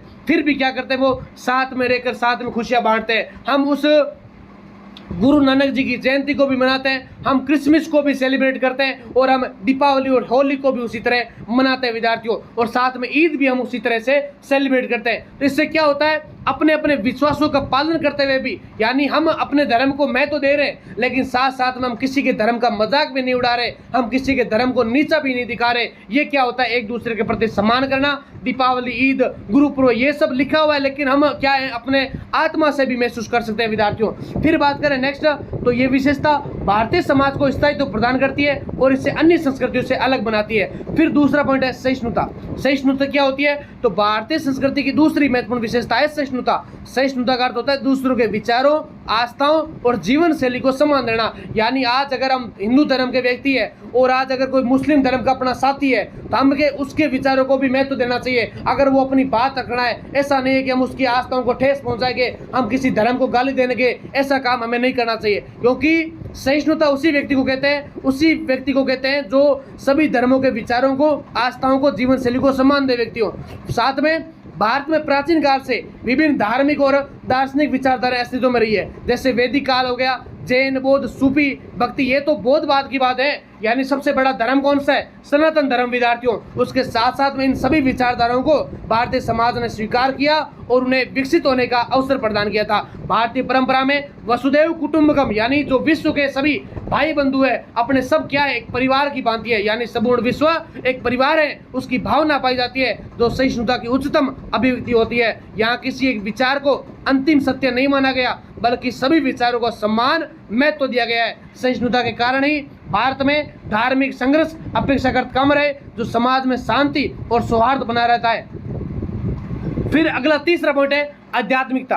आध्यात्मिकता क्या होती है? कोई बोलते हैं कि कोई धर्म होता है, ऐसे बोलते हैं कोई व्यक्ति होता है, यानी आध्यात्मिकता की परिभाषा क्या होती है विद्यार्थियों, आपको एक ही लाइन में समझ में आनी चाहिए। आध्यात्मिकता होती है कि भारतीय संस्कृति का मूल आधार आध्यात्मिकता है, यानी यहाँ जीवन का उद्देश्य, जो अंतिम उद्देश्य केवल भौतिक सुख प्राप्त करना नहीं होता, बल्कि आत्मा की उन्नति, मोक्ष प्राप्ति माना गया है। आध्यात्मिकता क्या है? जो भौतिक सुख प्राप्त को छोड़कर आत्मा की उन्नति और मोक्ष की प्राप्ति को माना गया है। भारतीय दर्शन में आत्मा, परमात्मा, कर्म, पुनर्जन्म, मोक्ष जैसे सिद्धांतों को विशेष महत्व है। अलग अलग धर्मों के अंदर अलग अलग बातें बताई गई है। किसी धर्म के अंदर बोलते हैं कि पुनर्जन्म होता है, किसी धर्म के अंदर बोलते हैं नहीं होता है, किसी धर्म के अंदर बोलते हैं कि अभी अच्छे कर्म करोगे ताकि दुख नहीं भोगना पड़ेगा, कभी बोलते हैं कि अच्छे कर्म करोगे नहीं करोगे, यानी अभी अगर बुरे कर्म कर रहे हो, किसी को कर रहे हो ताकि तेल में तलेंगे। ऐसी बातें अपने बातों में सुनते हैं। हर धर्म के अंदर अलग बातें होती है। किसी धर्म को, जो जैन धर्म है वो धर्म में कुछ धर्म परमात्मा को मानते हैं, कुछ मूर्ति में विश्वास करते हैं, कुछ अपने विचारों में विश्वास करते हैं, कुछ क्या करते हैं अल्लाह में विश्वास करते हैं, कुछ भगवान कृष्ण में विश्वास करते हैं, कुछ सिख धर्म के लोग होते हैं, अलग अलग धर्मों के क्या होते हैं विश्वास करते हैं। फिर उपनिषदों, वेदों, गीता, ये भी अलग अलग होते हैं। वेद अलग चीज है, उपनिषद अलग होते हैं। उपनिषदों के अंदर चाहे वेद बृहदारण्यक हो गया, छांदोग्य उपनिषद हो गया, तैत्तरीय उपनिषद हो गया, ये उपनिषद होते हैं, 108 उपनिषद होते हैं। फिर बात करें गीता में, गीता में जीवन के गूढ़ आध्यात्मिक रहस्यों का वर्णन है। तो गीता में, भगवत गीता के अंदर मैंने आपको बताया कि अर्जुन के द्वारा, भगवान श्री कृष्ण के द्वारा अर्जुन को जो उपदेश दिए गए, चाहे आप कोई भी श्लोक देख लीजिए या जो आप अनेक प्रकार के धर्म की बातें करते हैं, तो यह व्यक्ति को आत्मचिंतन, ध्यान, योग के माध्यम से अपने भीतर की शक्ति को पहचानने की प्रेरणा दी जाती है। आध्यात्मिकता का प्रभाव भारतीय जीवन के हर क्षेत्र में देखा जाता है, चाहे वह कला हो, साहित्य हो या दैनिक जीवन की दिनचर्या मानी जाती है। फिर अगला पॉइंट है समन्वयवाद। क्या होता है समन्वयवाद? तो भारतीय संस्कृति एक महत्वपूर्ण विशेषता समन्वयवाद है, जिसका अर्थ है विभिन्न विचारों और परंपराओं का समावेश एवं संतुलन होना। यानी भारत में समय समय पर अनेक बारी संस्कृति आई। अब बात करें तो अपने देश में तुर्क भी आए, अपने देश में मंगोल भी आए, अपने देश में कुषाण भी आए, अपने देश में गुप्त वंश है या मौर्य वंश है या और भी जो यूरोपियन लोग आए, चाहे डच लोग आए, सारे देश आए थे। तो कहीं न कहीं वो संस्कृति छोड़कर तो गए थे, अंग्रेज आए थे, आज अपने को अंग्रेजी छोड़ के चला गए।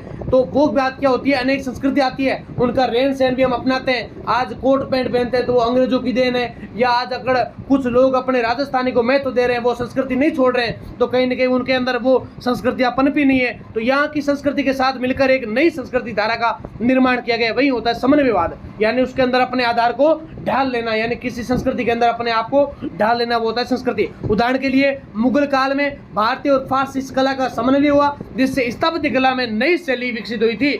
भक्ति और सूफी, यानी अपने भारत के अंदर भक्ति थे, जबकि मुस्लिमों के अंदर सूफी आंदोलन आते हैं। तो हिंदू और मुस्लिम परंपराओं के आधार पर क्या बन गया, एक सूफी मंच बन गया। क्या बन गया? सूफी मंच बन गया। समन्वयवाद के कारण भारतीय संस्कृति में न तो कट्टरता रही और न ही संकीर्णता आई, यानी बल्कि इसमें क्या हो गया, निरंतर विकास और विस्तार होता रहा। दोनों ने अलग अलग बातें बनाई, दोनों के अलग अलग विचार और मत विकसित हो गए विद्यार्थियों। फिर अगला पॉइंट है परंपरा और परिवर्तन का संतुलन। परंपरा और परिवर्तन का संतुलन क्या होता है? ये तो भारतीय संस्कृति की एक महत्वपूर्ण विशेषता ये भी है कि परंपराओं का सम्मान करते हुए समय के अनुसार परिवर्तन को भी स्वीकार करती है। या प्राचीन परंपराओं को संरक्षित किया गया, लेकिन साथ ही नई परिस्थितियों के अनुसार उनमें सुधार भी किया गया विद्यार्थियों। फिर अगला पॉइंट है, उदाहरण के लिए प्राचीन काल में सामाजिक व्यवस्था कठोर थी, लेकिन समय के साथ उसमें क्या हो गया, परिवर्तन आया और उनके आधुनिक मूल्यों को अपनाया गया। इस प्रकार भारतीय संस्कृति स्थिर न रहकर गतिशील हो गई थी। अगला पॉइंट है नैतिकता एवं जीवन मूल्यों की प्रधानता, यानी भारतीय संस्कृति में नैतिकता एवं जीवन मूल्यों को अत्यधिक महत्व दिया गया। सत्य, अहिंसा, दया, करुणा, सेवा, त्याग, कर्तव्य प्रणता जैसे गुणों को जीवन का आधार माना गया। महापुरुषों और संतों ने इन मूल्यों को अपने जीवन में अपनाकर समाज के सामने आदर्श प्रस्तुत किया। इन मूल्यों के कारण समाज में अनुशासन और सामंजस्य बनाया रहा था विद्यार्थियों।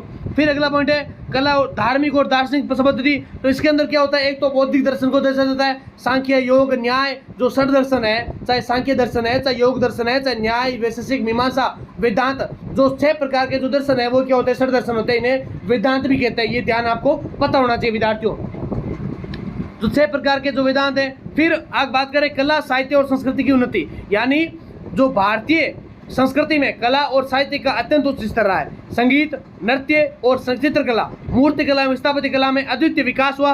साहित्य में वेद, उपनिषद, महाकाव्य, पुराण काव्य में और नाटक जैसे ग्रंथों ने संस्कृति को समृद्ध बनाया। और संस्कृति और साहित्य ने केवल संदर्भ को, सौंदर्य को बनाया, बल्कि सामाजिक और धार्मिक मूल्य को भी व्यक्त किया था। विद्यार्थियों,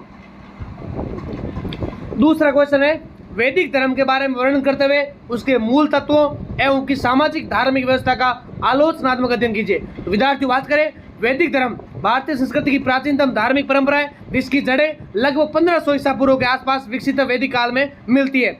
ये धर्म मुख्यतः वेदों, ऋग्वेद, यजुर्वेद, सामवेद, अथर्ववेद पर आधारित है। वैदिक धर्म केवल पूजा पद्धति सीमित नहीं था, बल्कि ये उस समय के समाज, राजनीति, अर्थव्यवस्था और जीवन दर्शन का समग्र प्रतिबिंब था। अगर बात करें वैदिक धर्म का स्वरूप कैसा था, तो नेचर ऑफ वैदिक रिलीजन यानी प्रारंभिक वैदिक धर्म ऋग्वैदिक काल मुख्यतः प्राकृतिक शक्तियों की उपासना पर आधारित था। उस समय मनुष्य प्रकृति के निकट था। उसने सूर्य, अग्नि, वायु, इंद्र, वरुण आदि को देवताओं के रूप में पूजना प्रारंभ किया। ये देवता किसी मूर्ति के रूप में नहीं थे, बल्कि शक्तियों के प्रतीक के रूप में पूजे जाते। बाद के दूसरे वैदिक दर्शन में धर्म का स्वरूप अधिक जटिल और कर्मकांड प्रदान हो गया। यज्ञों, मंत्रों, ब्राह्मणों की भूमिका अधिक महत्वपूर्ण हो गई थी। धीरे धीरे धार्मिक दार्शनिक चिंतन का विकास हुआ, जिसका परिणाम उपनिषदों के सामने देखा गया। अगला पॉइंट है वैदिक धर्म के मूल तत्व। क्या है वैदिक धर्म के मूल तत्व? तो पहला तत्व आता है देवताओं की उपासना। क्या है देवताओं की उपासना? तो वैदिक धर्म में अनेक देवताओं की पूजा होती है। चाहे वो इंद्र का देवता है तो वो वर्षा के देवता के रूप में हो गया, अग्नि का देवता है वो यज्ञ के देवता हो गया, वरुण देवता है वो जल का देवता। आज भी देखते हैं अगर हम पूजा पाठ करते हैं, कर्म कांड करते हैं, हम इंद्र की पूजा, अग्नि की पूजा, विष्णु भगवान की पूजा, वरुण देवता कलश बनाकर हम जल के देवता के रूप में, विष्णु भगवान के रूप में पूजा करते हैं। हालांकि ये बहुदेववाद प्रतीत होता है, परंतु इसमें एकेश्वरवाद की भावना निहित होती है। जैसे एक सब एकम सदम विप्रा बहुधा वदंती, यानी दूसरा पॉइंट है यज्ञ प्रणाली। इसके अंदर क्या पता होना चाहिए आपको कि यज्ञ वैदिक धर्म का केंद्र था। यज्ञों के माध्यम से देवताओं को प्रसन्न किया जाता और उनसे वर्षा, संतान, धन और विजय की कामना की जाती। ये धार्मिक के साथ साथ सामाजिक गतिविधि का भी मानी जाती। तीसरा पॉइंट है मंत्र एवं वेदों का महत्व, यानी वेदों को ज्ञान का सर्वोच्च स्रोत माना जाता। मंत्रों के उच्चारण के बिना कोई भी धार्मिक कार्य पूर्ण नहीं किया जाता। ब्राह्मणों का विशेष अधिकार इन मंत्रों पर था, यानी जो मंत्र होते हैं, यानी मंत्रम ब्राह्मण अधीन, यानी जो मंत्र है वो किसके अधीन है? ब्राह्मण के अधीन है। और भगवान इन ब्राह्मणों के द्वारा, यानी भगवान है वो इन ब्राह्मणों के द्वारा मंत्रों के उच्चारण से क्या होते हैं? वो प्रसिद्ध होते हैं, प्रसन्न होते हैं। फिर चौथा पॉइंट क्या है? ऋत का सिद्धांत। क्या है ऋत? तो ऋत का अर्थ होता है सृष्टि का नैतिक एवं प्राकृतिक नियम। ये पॉइंट आपको पता होना चाहिए, छोटा वाला ऑब्जेक्टिव क्वेश्चन आ सकता है। ऋत का अर्थ क्या होता है? सृष्टि का नैतिक एवं प्राकृतिक नियम। ये ब्रह्मांड की व्यवस्था को नियंत्रित करता है और मनुष्य का कर्तव्य था कि वे ऋत के अनुसार आचरण करें। पांचवा पॉइंट है कर्म और पुनर्जन्म की अवधारणा। तो उत्तर वैदिक काल में कर्म और पुनर्जन्म का सिद्धांत विकसित हुआ, जिसके अनुसार व्यक्ति के कर्मों के आधार पर उसका अगला जन्म निर्धारित होता था। छठा पॉइंट है मोक्ष की अवधारणा, यानी जीवन का अंतिम उद्देश्य मोक्ष प्राप्त करना माना गया है। अर्थात जन्म मरण के चक्कर से मुक्त हो जाना, यही होता है मोक्ष प्राप्त। क्या होता है? यही होता है मोक्ष प्राप्त। विद्यार्थियों, फिर अगला पॉइंट है वैदिक सामाजिक व्यवस्था।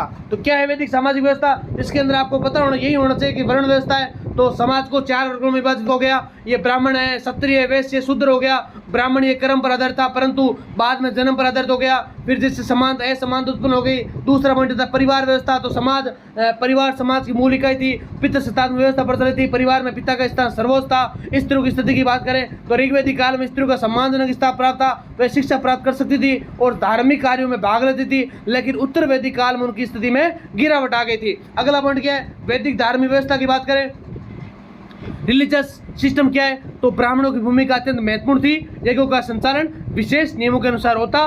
धर्म धीरे धीरे कर्मकांड प्रदान हो गया। उपनिषदों में ज्ञान मार्ग और आत्मचिंतन का विकास हो गया था। विद्यार्थियों, फिर उसके बाद में आलोचनात्मक अध्ययन आपको पता होना चाहिए, यानी ये धर्म एक तो पॉजिटिव पक्ष होते हैं, एक होता है नेगेटिव। पॉजिटिव के अंदर क्या पता होना चाहिए कि ये धर्म प्रकृति के प्रति सम्मान और संतुलन की भावना सिखाता है। ऋत का सिद्धांत नैतिकता और अनुशासन को बढ़ावा देता है, जबकि अनुपनिषदों के माध्यम से उच्च दार्शनिक चिंतन विकसित हुआ। प्रारंभिक समाज में समानता और स्वतंत्रता का वातावरण देखने को मिलता है। अगर हम नेगेटिव थॉट की बात करें, नेगेटिव पक्ष की बात करें, तो उत्तर वैदिक काल में धर्म अत्यधिक कर्मकांड प्रधान हो गया, यज्ञों में अत्यधिक खर्च और जटिलता बढ़ गई थी, वर्ण व्यवस्था जन्म आधारित होकर कठोर हो गई थी, स्त्रियों की स्थिति में गिरावट आई, ब्राह्मणों का प्रभुत्व और भी ज्यादा बढ़ गया था, जिससे सामाजिक असमानता उत्पन्न हो गई थी विद्यार्थियों।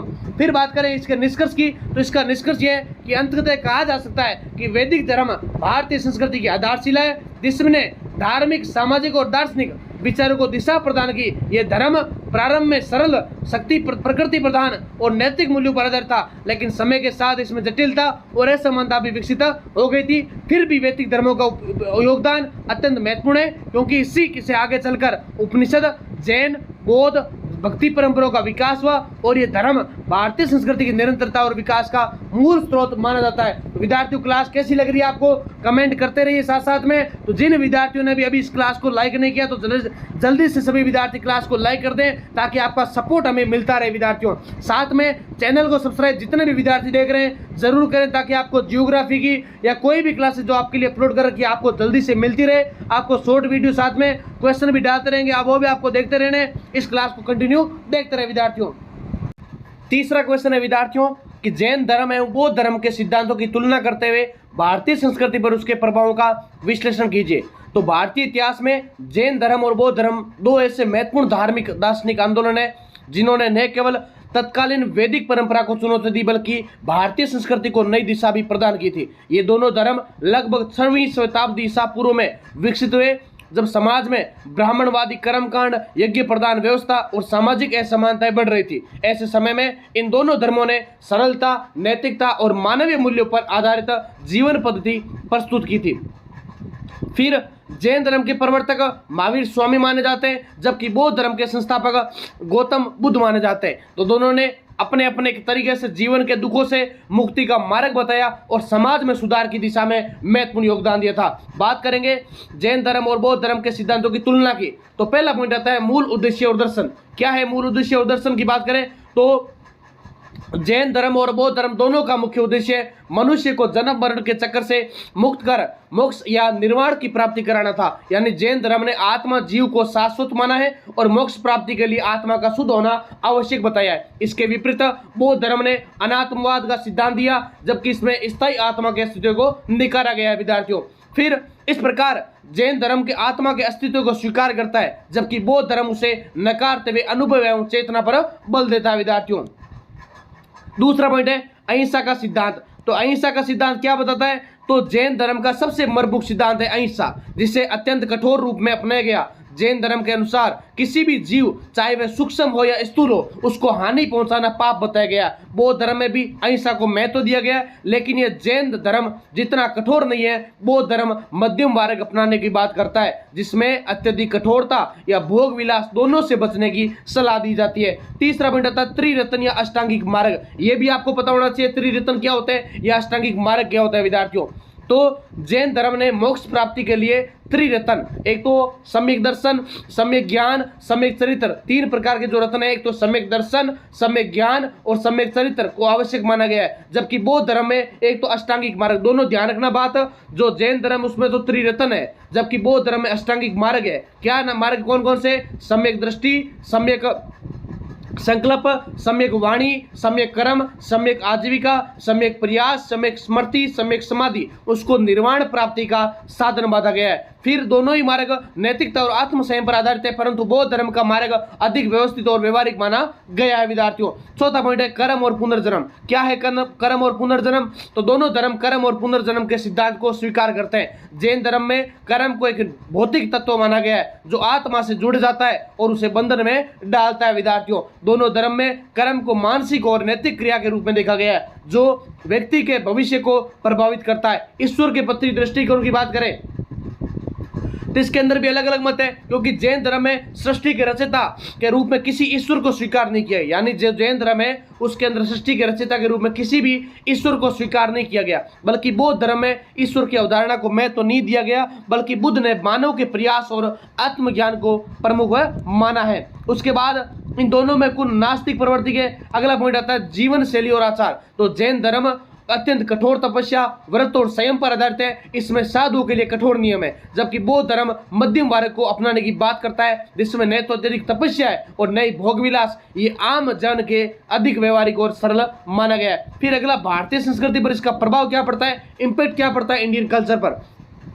इसका पहला पॉइंट है धार्मिक सुधार, यानी जैन और बौद्ध धर्म ने वैदिक धर्म की जटिल कर्मकांड प्रणाली का विरोध किया है और धर्म को सरल और सुलभ बनाया है। इससे समाज में धार्मिक जागरूकता बढ़ जाती है। दूसरा पॉइंट है सामाजिक समानता। क्या है सामाजिक समानता? तो इन दोनों धर्मों ने जाति प्रथा और सामाजिक भेदभाव का विरोध किया है। सभी मनुष्यों को समाज माना गया है और इसमें समाज में समानता की भावना विकसित हुई है। तीसरा पॉइंट है अहिंसा और नैतिकता का प्रसार। क्या है अहिंसा और नैतिकता? तो अहिंसा, सत्य, करुणा, सत्य, दया जैसे मूल्यों का इन धर्मों से व्यापक रूप से फैलाया गया है। इसका प्रभाव भारतीय समाज की नैतिकता पर गहराई से पड़ता है विद्यार्थियों। चौथा पॉइंट क्या है? भाषा और साहित्य का विकास, यानी जैन और बौद्ध धर्म के प्रचारकों ने संस्कृत के स्थान पर प्राकृत और पाली भाषाओं का प्रयोग किया। किस भाषाओं का प्रयोग किया? एक तो संस्कृत और उसके साथ साथ में पाली भाषाओं, यानी संस्कृत के स्थान पर पाली और प्राकृत भाषाओं का प्रयोग किया है। इससे आम जनता तक शिक्षा और धर्म प्रचार हुआ था, क्योंकि उस समय क्या होता था, जो जैन धर्म है या चाहे बौद्ध धर्म है, उस समय प्रमुख रूप से जो भाषा थी वो प्राकृत भाषा थी या पाली भाषा को अपनाया गया था। संस्कृत बहुत कठिन भाषा मानी जाती थी, क्लिष्ट भाषा मानी जाती थी, जिसको ब्राह्मणों के द्वारा मतलब पढ़ा जाता था, जिससे अध्ययन करवाया जाता था। इससे क्या होता, आम जनता को शिक्षा का प्रदान हुआ था। फिर अगला पॉइंट है कला और साहित्य का विकास। इसकी अगर बात करें तो इन धर्मों के प्रभाव में स्तूप, विहार, चैत्य जैसे स्थापत्य विकसित हुए। अजंता, एलोरा की गुफाएं, सांची स्तूप आदि इसके उत्कृष्ट उदाहरण माने जाते हैं। अगला पॉइंट है शिक्षा और विश्वविद्यालय, यानी बौद्ध धर्म के प्रभाव से नालंदा, तक्षशिला जैसे महान शिक्षण केंद्र विकसित हुए, जहां देश विदेश के छात्र शिक्षा प्राप्त करने आते थे विद्यार्थियों। ये पॉइंट हम अलग भी पढ़ सकते हैं, क्योंकि विश्वविद्यालय अगर बात करें तो नालंदा विश्वविद्यालय संबंधित क्वेश्चन आ सकता है या तक्षशिला संबंधित भी क्वेश्चन आ सकता है। इसका छोटा वाला हम क्वेश्चन देखने का प्रयास करेंगे विद्यार्थियों। अगला चौथा क्वेश्चन है कि वर्ण व्यवस्था की उत्पत्ति, स्वरूप एवं उसके सामाजिक प्रभावों का समालोचनात्मक अध्ययन कीजिए। तो विद्यार्थियों बात करें वर्ण व्यवस्था की, तो भारतीय सामाजिक व्यवस्था के विकास में अत्यंत महत्वपूर्ण विकास इस वर्ण व्यवस्था का माना जाता है, क्योंकि यह व्यवस्था प्राचीन भारतीय समाज को संगठित करने और एक प्रमुख साधन मानी जाती है, जिसने समाज को विभिन्न कार्यों और कर्तव्यों के आधार पर वर्गीकृत किया था। प्रारंभ में इसका उद्देश्य सामाजिक संतुलन और कार्य विभाजन को सुचारू बनाना माना जाता है, किंतु समय के साथ इसमें कई विकृतियां उत्पन्न हो गई। अतः वर्ण व्यवस्था का अध्ययन केवल ऐतिहासिक दृष्टि से नहीं बल्कि सामाजिक और सांस्कृतिक दृष्टि से भी अत्यंत महत्वपूर्ण माना जाता है। अगला पॉइंट है वर्ण व्यवस्था की उत्पत्ति कैसे होती है। तो वर्ण व्यवस्था की उत्पत्ति के संबंध में विभिन्न मत प्रस्तुत किए गए, जिसमें धार्मिक, सामाजिक और आर्थिक दृष्टिकोण देखने को मिलता है। पहला पॉइंट आता है धार्मिक सिद्धांत यानी देवी सिद्धांत। तो विद्यार्थियों आपको याद होना चाहिए कि वर्ण व्यवस्था की उत्पत्ति का वर्णन ऋग्वेद के पुरुष सूक्त में मिलता है। ये लाइन आपको याद होनी चाहिए। वर्ण व्यवस्था की जो उत्पत्ति है वो ऋग्वेद, क्योंकि आपको पता है ऋग्वेद सबसे प्राचीन वेद है, उसके अंदर एक सूक्त पाया जाता है जिसका नाम होता है पुरुष सूक्त। पुरुष सूक्त में ऋग्वेद का यानी जो वर्ण व्यवस्था उसका उल्लेख मिलता है। इसके अनुसार समाज के 4 वर्णों की उत्पत्ति ब्रह्मा के अंग से मानी जाती है। तो यानी जो ब्रह्मा जी है सृष्टि के रचयिता माने जाते हैं, उनके जो शरीर है उनसे अलग अलग भागों से वर्ण व्यवस्था का उत्पन्न माना जाता है। जैसे अगर बात करें तो ब्राह्मण है वो ब्रह्मा जी के मुख से निकले, जबकि क्षत्रिय है वो भुजाओं से प्राप्त होते हैं, और जो वैश्य है वो जंघाओं से, और शूद्र है वो पैरों से। तो ऐसा कहा भी जाता है मान्यताओं के अंदर, यानी जो ब्राह्मण है उनका काम भी जो मुख का है, यानी मंत्रोच्चारण करना, शिक्षा देना, वेदोच्चारण करना, इसलिए उनको मुख से उत्पन्न बताया गया है। जबकि क्षत्रिय भुजाओं से, क्योंकि जो हम जानते हैं क्योंकि देश की रक्षा के लिए, बाहरी आक्रमण के लिए सबसे पहले क्षत्रिय आगे आए थे, तो उनका काम भुजाओं का यानी देश की रक्षा करना, ब्राह्मणों की रक्षा करना, सभी धर्मों को सहायता करना, ये होता है क्षत्रियों का कार्य। वैश्य जंगाओं से उत्पन्न होते हैं, तो इसलिए उनका काम भी कैसा है, यानी पेट पालना। चाहे वो व्यापार कर सकते हैं, चाहे किसी काम का आगे महत्व देते हैं, चाहे लोहार है, गड़ियार है, कुछ भी काम करते हैं, ठीक है। यानी जो व्यापार संबंधित काम होते हैं वो वैश्य के अंदर आते हैं। फिर शूद्र की बात करें तो पैरों से उत्पन्न मानते हैं, यानी कि सभी धर्मों की सेवा करना, यानी जो सभी वर्ण उनकी सेवा करना और अपने आप को मानवता के प्रति समर्पित करना, ये सब शूद्र का कार्य बताया गया विद्यार्थियों। फिर इस सिद्धांत का उद्देश्य यह भी बताता था कि समाज के सभी वर्ग एक ही शरीर के अंग है, यानी जो समाज के सभी वर्ग हैं वो एक ही शरीर के अंग है, अतः सभी का अपना अपना महत्व है। ये विचार सामाजिक एकता और सहयोग की भावना को प्रोत्साहित करता है। दूसरा पॉइंट है सामाजिक एवं कार्य विभाजन सिद्धांत। तो कई विद्वानों के अनुसार वर्ण व्यवस्था की उत्पत्ति कार्य विभाजन के अनुसार आवश्यकता से मानी जाती है। समाज के सुचारू संचालन के लिए विभिन्न प्रकार के कार्यों का विभाजक आवश्यकता, यानी जो ब्राह्मण है वो शिक्षा और धर्म देते हैं, क्षत्रिय रक्षा और संतान शासन करते हैं, और वैश्य है वो व्यापार और कृषि करते, जबकि शूद्र की बात करें सेवा कार्य करते थे। ये मैंने आपको बताया था विद्यार्थियों। फिर कुछ इतिहासकारों का यह भी मानना है कि वर्ण व्यवस्था आर्थिक असमानता के कारण विकसित हुई, यानी जो वर्ण व्यवस्था है वो आर्थिक असमानता के कारण विकसित हुई थी। जैसे जैसे समाज में संपत्ति और संसाधनों का असमान वितरण हुआ था, वैसे वैसे सभी विभाजन का स्पष्ट रूप देखा गया था। जातीय और सांस्कृतिक कारण भी देखते थे। तो आर्यों और अनार्यों के संपर्क से वर्ण व्यवस्था का विकास हुआ, यानी आर्यों ने स्वयं को श्रेष्ठ मानते हुए सामाजिक विभाजन को स्थायी महत्व दिया था। फिर आता है वर्ण व्यवस्था का स्वरूप क्या होता है। तो वर्ण व्यवस्था का सिस्टम क्या है, नेचर का सिस्टम क्या है। तो वर्ण व्यवस्था का स्वरूप समय के साथ बदलता रहा। प्रारंभिक वैदिक काल में ये लचीली और गतिशील थी, यानी जबकि उत्तर वैदिक काल में ये कठोर जन्म आधारित हो गई। इसका पहला पॉइंट क्या है, पहला पॉइंट है प्रारंभिक स्वरूप ऋग्वैदिक काल का, यानी इस काल में वर्ण व्यवस्था अधिक स्पष्ट नहीं थी। समाज में समानता और स्वतंत्रता देखने को मिलती है, यानी व्यक्ति अपने कर्म के आधार पर कार्य चुन सकता था। वर्ण परिवर्तन संभव था, सामाजिक भेदभाव कम था। यह था पहला पॉइंट। दूसरा पॉइंट क्या है, उत्तर वैदिक काल में परिवर्तन, यानी इस समय में एक तो संगठित हो गया और कठोर भी देखने को मिलते हैं। इसके पॉइंट कौन कौन से, इसके पॉइंट आपको वर्ण जन्म के आधार पर निर्धारित होने लगा, यानी ब्राह्मणों का प्रभुत्व बढ़ गया, शूद्रों की स्थिति निम्न हो गई थी। फिर तीसरा पॉइंट था वर्णों के कार्य और अधिकार क्या है। तो वर्ण जो ब्राह्मण है उनका कार्य ज्ञान देना, शिक्षा देना, यज्ञ करवाना, धार्मिक कार्यों का संचालन करना, समाज में उनका सर्वोच्च स्थान माना जाता। दूसरा पॉइंट क्षत्रिय, यानी राज्य की रक्षा करना, शासन करना, युद्ध करना, या जो शक्ति प्रशासन है उनके सब जो भी कार्य होते हैं वो क्षत्रिय का माना जाता। फिर आते हैं वैश्य। वैश्यों की बात करें विद्यार्थियों तो व्यापार, कृषि, पशुपालन का कार्य करते और वे आर्थिक व्यवस्था के आधार पर माने जाते थे। फिर आते हैं शूद्र, तो सेवा कार्य करते, उन्हें शिक्षा और धार्मिक अधिकारों से वंचित रखा गया था। अगला पॉइंट है वर्ण से जाति व्यवस्था की ओर, यानी वर्ण से जाति व्यवस्था की ओर। कौन सा पॉइंट है, तो समय के साथ वर्ण व्यवस्था कठोर होकर जाति व्यवस्था में बदल गई थी विद्यार्थियों, यानी जन्म आधारित वर्गीकरण हो गया, सामाजिक गतिशीलता समाप्त हो गई और ऊंच नीच का भेदभाव देखने को मिलता है। जो ये था वर्ण व्यवस्था संबंधित क्वेश्चन। फिर बात करते हैं नेक्स्ट आपके लिए 5 नंबर क्वेश्चन है आश्रम व्यवस्था एवं पुरुषार्थ सिद्धांत का वर्णन करते हुए उनके जीवन में महत्व को स्पष्ट कीजिए। यह क्वेश्चन विद्यार्थियों बहुत ही ज्यादा महत्वपूर्ण है, तो सभी इस क्वेश्चन को अच्छे से देखें क्योंकि ये कहीं ना कहीं आपके एग्जाम के साथ साथ में आपके जीवन के अंदर भी काम आने वाला है। तो आश्रम व्यवस्था क्या है, कैसे, कितने वर्षों के बाद बांटा जाता है, पुरुषार्थ क्या है, धर्म, अर्थ, काम, मोक्ष क्या होता है, इन सबको हम इस क्वेश्चन के अंदर देखने वाले हैं। तो भारतीय संस्कृति में मानव जीवन को व्यवस्थित, संतुलित और उद्देश्यपूर्ण बनाने के लिए 2 महत्वपूर्ण सिद्धांत विकसित किए गए, एक तो आश्रम व्यवस्था और एक पुरुषार्थ सिद्धांत। क्या है आश्रम व्यवस्था और पुरुषार्थ सिद्धांत, तो आश्रम व्यवस्था जीवन को 4 चरणों में विभाजित करती है, जबकि पुरुषार्थ सिद्धांत जीवन के 4 प्रमुख उद्देश्यों को निर्धारित करता है। ये लाइन आपको याद होनी चाहिए।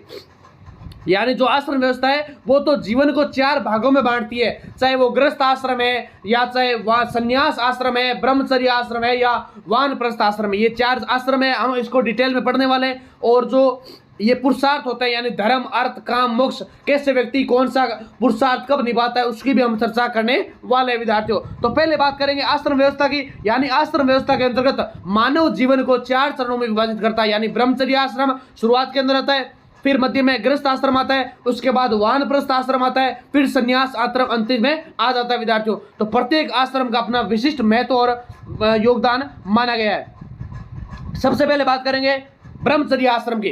क्या है ब्रह्मचर्य आश्रम, तो ब्रह्मचर्य आश्रम मानव जीवन का प्रारंभिक चरण है जो सामान्यतः जन्म से लेकर 25 वर्ष की आयु तक माना जाता है। इस अवस्था का मुख्य उद्देश्य शिक्षा प्राप्त करना, चरित्र निर्माण करना, आत्म संयम का अभ्यास करना होता है। इस चरण में व्यक्ति गुरु के आश्रम में रहकर ज्ञान अर्जित करता है जिसे गुरुकुल प्रणाली कहा जाता है। यानी ब्रह्मचर्य का केवल इंद्रिय संयम ही नहीं होता बल्कि मानसिक, बौद्धिक और नैतिक अनुशासन भी माना जाता है। इस अवस्था में छात्र का वेद, शास्त्र, गणित, विज्ञान, युद्ध कला, नैतिक शिक्षा दी जाती है। गुरु शिष्य संबंध अत्यंत पवित्र होते हैं, अनुशासित होता है जिससे व्यक्ति की में आदर, सेवा और कर्तव्य भावना का विकास होता है। यानी अगर बात करें मोटे तौर पर, यानी जो ब्रह्मचर्य आश्रम होता है विद्यार्थियों, इसके अंदर बालक को घर से विदा करके गुरु के आश्रम में शिक्षा देने के लिए भेजते जाते हैं। यानी जो गुरुकुल प्रणाली उसके अंदर विद्यार्थी रहता है और अपने इंद्रियों को, यानी जो 5 प्रकार की ज्ञानेंद्रिय होती है उसको वश में करके, चाहे वो मानसिक शिक्षा है, चाहे बौद्धिक अनुशासन है, सब प्रकार से अनुशासन प्राप्त करके, चाहे वो युद्ध की कला कर रहा है, चाहे संस्कृत की शिक्षा प्राप्त कर रहा है, उस सब का कर्तव्य पालन करता है। उसके बाद इस आश्रम का महत्व इसलिए अधिक है क्योंकि यह जीवन की नींव तैयार करता है। अगर कोई विद्यार्थी आश्रम में रहकर या अपने जो समय विद्यालय का समय उसके अंदर अगर प्राप्त नहीं करते हैं तो कहीं ना कहीं विद्यालय का पालन करने में सक्षम नहीं होता है। यदि इस व्यवस्था में व्यक्ति सही शिक्षा और संस्कार प्राप्त करता है तो उसका संपूर्ण जीवन संतुलित और सफल बन जाता है। यानी अगर बात करें, अगर कोई भी व्यक्ति अगर ब्रह्मचर्य आश्रम से होकर नहीं आता है तो कहीं ना कहीं उसके अंदर मैनर्स नहीं आते, उसके अंदर संस्कार की कमी रह जाती है, तो संतुलित और सफल बनता है। आधुनिक समय में यह संचरण शिक्षा और व्यक्तित्व के निर्माण के लिए अत्यंत प्रासंगिक माना जाता है विद्यार्थियों। फिर दूसरा आश्रम आता है गृहस्थ आश्रम। गृहस्थ आश्रम सबसे इंपॉर्टेंट है, इसको भी ध्यान से देखना आपको, क्योंकि बहुत से संस्कार है वो गृहस्थ आश्रम के अंदर संपन्न किया जाता है। गृहस्थ आश्रम जीवन का सबसे महत्वपूर्ण और सक्रिय चरण माना जाता है। जब विद्यार्थी क्या करता है, जब बालक बालिका उस समय अपनी शिक्षा पूर्ण कर लेता है, गुरु के आश्रम से वापस घर आता है, तो 25 वर्ष की आयु से लेकर 50 वर्ष तक का जो औसतन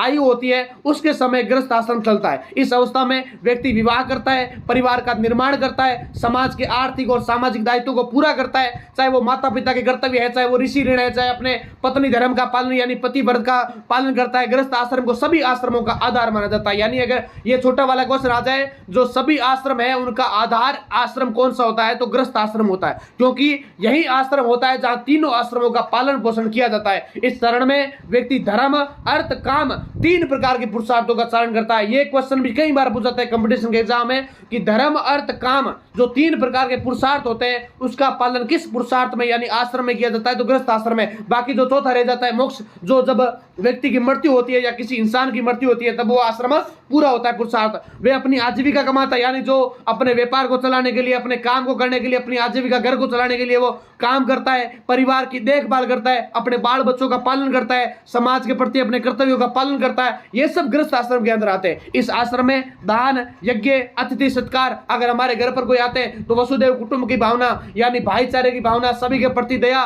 जीव रक्षा, ये सब जो कार्य होते हैं वो व्यक्ति गृहस्थ आश्रम के दौरान करता है। विद्यार्थियों, सामाजिक सेवा को विशेष महत्व दिया जाता है। गृहस्थ व्यक्ति समाज के आर्थिक ढांचे को मजबूत बनाता है और सामाजिक स्थिरता बनाए रखता है। फिर अगला पॉइंट बात करते हैं, तो अगला पॉइंट आता है वानप्रस्थ आश्रम। तीसरा आश्रम है वानप्रस्थ आश्रम, सबसे इंपॉर्टेंट, यानी वानप्रस्थ आश्रम जीवन का तीसरा चरण है जो लगभग 50 से लेकर 75 वर्ष तक माना जाता है। इस अवस्था में व्यक्ति धीरे धीरे सांसारिक जिम्मेदारियों से मुक्त होकर आध्यात्मिक जीवन की ओर चलता है। यानी जब आ उम्र आवजन काई में व्यक्ति वो सोच ले कि अब आप जीवन है जो गृहस्थ आश्रम दूर जा रहा अपने समाज के प्रति काम करना चाहिए, समाज की जिम्मेदारी निभानी चाहिए। वानप्रस्थ आश्रम ही मतलब ही कहीं हुए वन की ओर जाना, अर्थात सांसारिक जीवन से दूर चले जाना। हालांकि इसका तात्पर्य केवल भौतिक रूप से वन में जाना नहीं होता है। ऐसा नहीं है कि अपने घर से चल दिए अब तो गृहस्थ आश्रम पूरा हो गया है और अब अपने वन में रहेंगे, ऐसा भी नहीं होता है, बल्कि मानसिक रूप से वैराग्य धारण कर लेना, आत्मचिंतन की ओर बढ़ता है। इस अवस्था में व्यक्ति अपने अनुभवों और ज्ञान को समाज के साथ साझा करता है। हम देखते हैं कि बड़े बुजुर्ग जो व्यक्ति होते हैं वो समाज के अंदर ऐसे निर्णय दिए जाते हैं, उनके ऐसे फैसले होते हैं जो समाज के लिए, गांव के लिए, देश के लिए वो काम आते हैं। वो अवस्था होती है वो वानप्रस्थ आश्रम है। यानी वानप्रस्थ का अर्थ तो वन की ओर जाना होता है, लेकिन वो भौतिक रूप से नहीं बल्कि सांसारिक रूप से, मानसिक रूप से वैराग्य धारण करना, समाज के लिए काम करना, नई पीढ़ी का मार्गदर्शन करना, उनको अच्छी शिक्षा देना, ये सब जो काम होते हैं, आत्मिक शांति प्रदान करना, समाज में संतुलन लाना, ये सब जो काम होता है वो वानप्रस्थ आश्रम का माना जाता है विद्यार्थियों।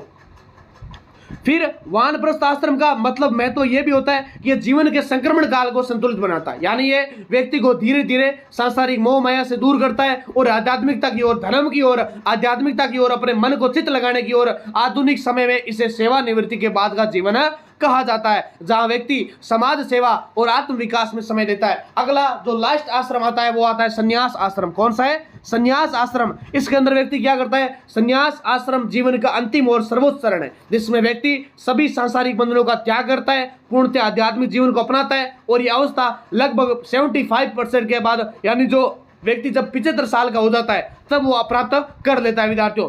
इस अवस्था में व्यक्ति मोक्ष प्राप्ति को अपना मुख्य लक्ष्य बनाता है। वह सभी इस प्रकार की इच्छाओं, मोह माया और आसक्तियों का त्याग कर ईश्वर की साधना में लीन हो जाता है। संन्यास का अर्थ क्या होता है? पूर्ण त्याग कर देना, अपने घर को त्याग देना, अपने आप के मोह को त्याग देना, चाहे कोई प्रकार की लालसा, पैसा कमाने की, वो सब त्याग देना। इसमें व्यक्ति अपने व्यक्तिगत हितों को छोड़कर केवल आत्मा और परमात्मा के कारण यानी भजन कीर्तन करता है, वो संसार को समझने का प्रयास करता है। ये सब कब होता है? ये सब होता है विद्यार्थियों ग्रस्त यानी जो संन्यास आश्रम उसके अंदर किया जाता है। इस आश्रम का महत्व तो यह होता है कि यह जीवन के अंतिम चरण को सार्थक बनाता है और व्यक्ति को आध्यात्मिक शांति प्रदान करता है। यह व्यक्ति को यह सिखाता है कि जीवन का अंतिम उद्देश्य केवल भौतिक सुख नहीं होता बल्कि आत्मिक सुख होता है। यानी जब आत्मा सुख होती है ना, तभी व्यक्ति का अपना अंतर्मन आत्मा शुद्ध होती है विद्यार्थियों। फिर अगला पॉइंट आता है पुरुषार्थ सिद्धांत। हमने अभी देखे आश्रम व्यवस्था, अब हम बात करेंगे पुरुषार्थ। चार जो पुरुषार्थ होते हैं, धर्म, अर्थ, काम, मोक्ष, चारों कैसे होते हैं, किसके अंदर कौन सा कार्य किया जाता है। सबसे पहला पुरुषार्थ आता है धर्म। क्या है धर्म? तो धर्म का अर्थ होता है केवल धार्मिक अनुष्ठान नहीं होता। धर्म का अर्थ पहली लाइन में आपको समझ रहा है कि धर्म का अर्थ केवल धार्मिक अनुष्ठान नहीं होता बल्कि कर्तव्य, नैतिकता और सत्य का पालन करना होता है। धर्म व्यक्ति को सही और गलत के बीच अंतर करना सिखाता है और उसे समाज के प्रति अपने दायित्व का बोध कराता है। धर्म जीवन का आधार है क्योंकि ये अन्य तीन पुरुषार्थों धर्म, काम, मोक्ष, तीन जो दोबारा सुनिए, क्योंकि ये तीन पुरुषार्थों के आधार पर अर्थ, काम, मोक्ष, तीनों का जो आधार है वो धर्म का आधार होना चाहिए। यानी अगर हम अर्थ कमा रहे हैं, हम पैसा कमा रहे हैं, अगर कोई व्यापार कर रहे हैं, कोई कार्य कर रहे हैं, वो भी हमारा धर्म के अनुसार हो। किसी के प्रति हत्या करके, किसी के चोरी करके, किसी को लूट कर पैसा कमाया गया, वो क्या होता है? गलत तरीके से अनैतिक माना जाता है। अगर काम कर रहे हैं, काम भोग विलास है, वो भी धर्म के अनुसार हो। यानी मोक्ष है, वो भी धर्म के अनुसार हो, सही दिशा प्रदान की जाती है। यदि धर्म का पालन नहीं किया जाए तो अर्थ और काम अनैतिक हो सकते हैं। फिर धर्म व्यक्ति को अनुशासन, न्याय, करुणा और सत्य की ओर प्रेरित करता है। यानी जो धर्म होता है व्यक्ति को क्या करता है? एक तो अनुशासन बनाता है, न्याय प्रिय बनाता है और सत्य की ओर प्रेरित करता है। कैसे? अगर आज धर्म नहीं है तो व्यक्ति कोई भी किसी की हत्या कर सकता है, यानी उसके अंदर कोई भी प्रकार की मानवता नहीं रहेगी। इसलिए समाज में संतुलन रखने के लिए धर्म महत्वपूर्ण माना जाता है। दूसरा पॉइंट है अर्थ। क्या होता है अर्थ? अर्थ का संबंध धन से होता है, संपत्ति से होता है, भौतिक संसाधनों से होता है। यानी जीवन के निर्वाह और सामाजिक दायित्वों के पालन के लिए अर्थ आवश्यक होता है। भारतीय संस्कृति में अर्थ को महत्व दिया गया, लेकिन इसे धर्म के अधीन माना गया। इसका अर्थ है धन अर्जन नैतिक और न्यायपूर्ण तरीकों से होना चाहिए। यानी अगर जो हम धन कमा रहे हैं, पैसा कमा रहे हैं, हम कोई काम कर रहे हैं, चाहे हम टीचर हैं या चाहे हम कोई व्यापार कर रहे हैं, चाहे हम किसी के प्रति मजदूरी कर रहे हैं, वो भी धर्म के अनुसार हो। किसी के जीव की हत्या करके, किसी को पाप करके, किसी से छीन कर ये धन लाया होगा, यानी किसी के गलत तरीके से, चाहे वो कोई प्रकार से हो, वो क्या होता है? अनैतिक होता है, वो न्यायपूर्ण नहीं होता। विद्यार्थियों, अर्थ के बिना अधिक संभव असंभव है। यानी अगर आज मैं आपको शिक्षा दे रहा हूं, अगर आज मैं आपको पीडीएफ परचेज करवा रहा हूं, तो वो भी एक धर्म के प्रति है, क्योंकि हमारा मेहनत लगता है, उसके अंदर अनेक प्रकार के जो प्रयास होते हैं उनको अच्छे से तैयार करके आप तक सफलता के प्रयास के लिए हम आपको उपलब्ध करवाते हैं। ऐसा तो है नहीं कि हम अनैतिक कार्यों से, क्योंकि अनैतिक कार्य कौन से होते हैं? जैसे आपने चोरी करके कहीं से पैसे चुरा लिए या आपने गलत तरीके से किसी की हत्या करके पैसे ले लिए,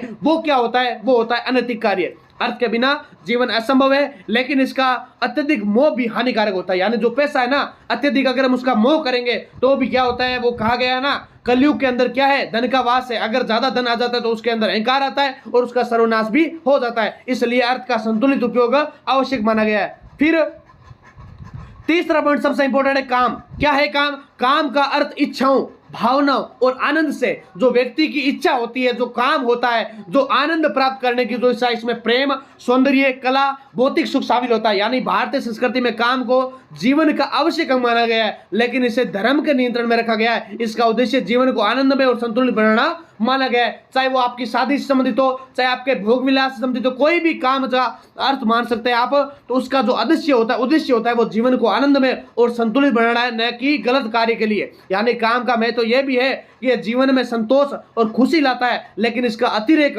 व्यक्ति को पतन की ओर ले जा सकता है। चौथा पॉइंट आपके लिए मोक्ष। क्या है मोक्ष? क्या होता है? तो मोक्ष जीवन का अंतिम और सर्वोच्च लक्ष्य है, जिसका अर्थ है जन्म मरण के चक्कर से मुक्ति होना। यह आत्मा की परम शांति और ईश्वर के साथ एकत्व की अवस्था है। मोक्ष प्राप्त करने के लिए व्यक्ति को धर्म, अर्थ और काम के संतुलन के साथ जीवन जीना होता है। यह आध्यात्मिक साधना, ज्ञान और आत्मचिंतन के माध्यम से प्राप्त किया जाता है। मोक्ष का महत्व यह है कि यह जीवन को अंतिम उद्देश्य प्राप्त करता है और व्यक्ति को आत्मिक संतोष प्रदान करता है। यह था विद्यार्थियों ये क्वेश्चन। अब हम बात करेंगे नेक्स्ट क्वेश्चन की। प्रश्न संख्या 6, प्राचीन भारतीय शिक्षा प्रणाली के प्रमुख केंद्रों एवं उसकी विशेषताओं का विस्तृत वर्णन कीजिए। अगर बात करें विद्यार्थियों, प्राचीन भारतीय शिक्षा प्रणाली विश्व की उन महान परंपराओं से एक है जिनमें मानव सभ्यता के बौद्धिक, नैतिक और आध्यात्मिक विकास में अमूल्य योगदान दिया जाता है। यानी यह शिक्षा प्रणाली केवल ज्ञान अर्जन का माध्यम नहीं थी, बल्कि जीवन को समझने, आत्म विकास करने और समाज के प्रति उत्तरदायी निभाने का समग्र दृष्टिकोण थी। फिर प्राचीन काल में शिक्षा का स्वरूप अत्यंत व्यापक और गहन था।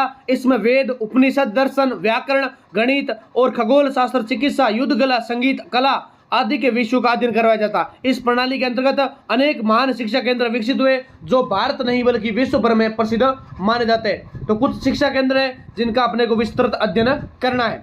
तो पहला पॉइंट है आपके लिए नालंदा विश्वविद्यालय, ज्ञान का विश्व प्रख्यात केंद्र। नालंदा विश्वविद्यालय प्राचीन भारत का सबसे प्रतिष्ठित और संगठित शिक्षा का केंद्र था। इसका उत्कर्ष गुप्त काल से लेकर पाल काल तक माना जाता है, जो पाल वंश हुआ था उस तक माना जाता है। यह केवल एक विश्वविद्यालय नहीं था बल्कि एक विशाल आवासीय शिक्षा परिसर था जहां हजारों विद्यार्थी और शिक्षक एक साथ अध्ययन और अनुसंधान करते थे। नालंदा में प्रवेश अत्यंत कठिन था। प्रवेश के लिए विद्यार्थियों को मौखिक और लिखित परीक्षाओं से गुजरना पड़ता, जिसमें केवल योग्य और प्रतिभाशाली छात्र ही प्रवेश कर पाते थे। यहाँ बौद्ध धर्म के साथ साथ व्याकरण, तर्कशास्त्र, चिकित्सा, गणित, खगोल शास्त्र और साहित्य का गहन अध्ययन करवाया जाता था। इस विश्वविद्यालय की सबसे महत्वपूर्ण विशेषता उसकी विश्व पुस्तकालय धर्मग्रंथ थी, जिसमें लाखों ग्रंथ धर्म संग्रहित थे और इस पुस्तकालय 3 भागों में विभाजित था, यानी विश्व के सबसे बड़े ज्ञान भंडारों में से एक माना जाता था, जिसको आपको पता होना चाहिए। जो महान पुस्तकालय उसका नाम क्या था? धर्मगज। क्या था? धर्मगज था। फिर विद्यार्थियों, नालंदा का अंतर्राष्ट्रीय महत्व भी अत्यंत उल्लेखनीय। चीन के प्रसिद्ध यात्री वेन सांग और इत्सिंग यहाँ अध्ययन करने आए थे और उन्होंने उनकी प्रशंसा की थी और ये केंद्र ज्ञान और अनुशासन और अनुसंधान का अद्वितीय उदाहरण माना जाता है। दूसरा पॉइंट है तक्षशिला विश्वविद्यालय। तक्षशिला विश्वविद्यालय व्यवहारिक शिक्षा का केंद्र, यानी तक्षशिला प्राचीन भारत का एक अत्यंत महत्वपूर्ण और प्राचीन शिक्षा का केंद्र था, जिसकी स्थापना लगभग 6ठी शताब्दी ईसा पूर्व से हुई जाती है। और ये आधुनिक विश्वविद्यालयों की तरह संगठित नहीं था, बल्कि ये विभिन्न गुरुओं के आश्रमों का एक समूह था। यहाँ शिक्षा के स्वरूप अत्यंत व्यवहारिक और लचीला था। विद्यार्थी अपनी रुचि के अनुसार विषय चुनते और विशेषज्ञ गुरुओं से शिक्षा प्राप्त करते थे। तक्षशिला में वेद, राजनीति, युद्ध कला, आयुर्वेद, शल्य चिकित्सा, ज्योतिष और अर्थशास्त्र जैसे विषय पढ़ाए जाते। चाणक्य, कौटिल्य जैसे महान विद्वान यहाँ के शिक्षक थे। उन्होंने अर्थशास्त्र की रचना की और चरक ने आयुर्वेद के क्षेत्र में महत्वपूर्ण योगदान दिया। तक्षशिला की विशेषता यह भी है कि यहाँ शिक्षा केवल सैद्धांतिक नहीं बल्कि व्यवहारिक और जीवन उपयोगी थी। यह केंद्र प्रशासनिक और राजनीतिक शिक्षा के रूप में विशेष रूप से प्रसिद्ध माना जाता है। फिर तीसरा पॉइंट था विक्रमशिला विश्वविद्यालय, उच्च बौद्ध अध्ययन का केंद्र, यानी विक्रमशिला विश्वविद्यालय पाल वंश के राजा धर्मपाल द्वारा स्थापित किया गया और यह बौद्ध धर्म शिक्षा का केंद्र माना जाता है, जहां विशेष रूप से तंत्र, दर्शन और तर्क शास्त्र का अध्ययन करवाया जाता। यहाँ शिक्षा का स्तर उच्च स्थान था, यानी प्रवेश के लिए कठोर परीक्षा होती। विश्वविद्यालय में अनुशासन और नैतिकता पर विशेष ध्यान दिया जाता। यहाँ के विद्यार्थी न केवल विद्वान होते बल्कि उन्हें उच्च शिक्षा नैतिक मूल्यों से युक्त होते पड़ता था।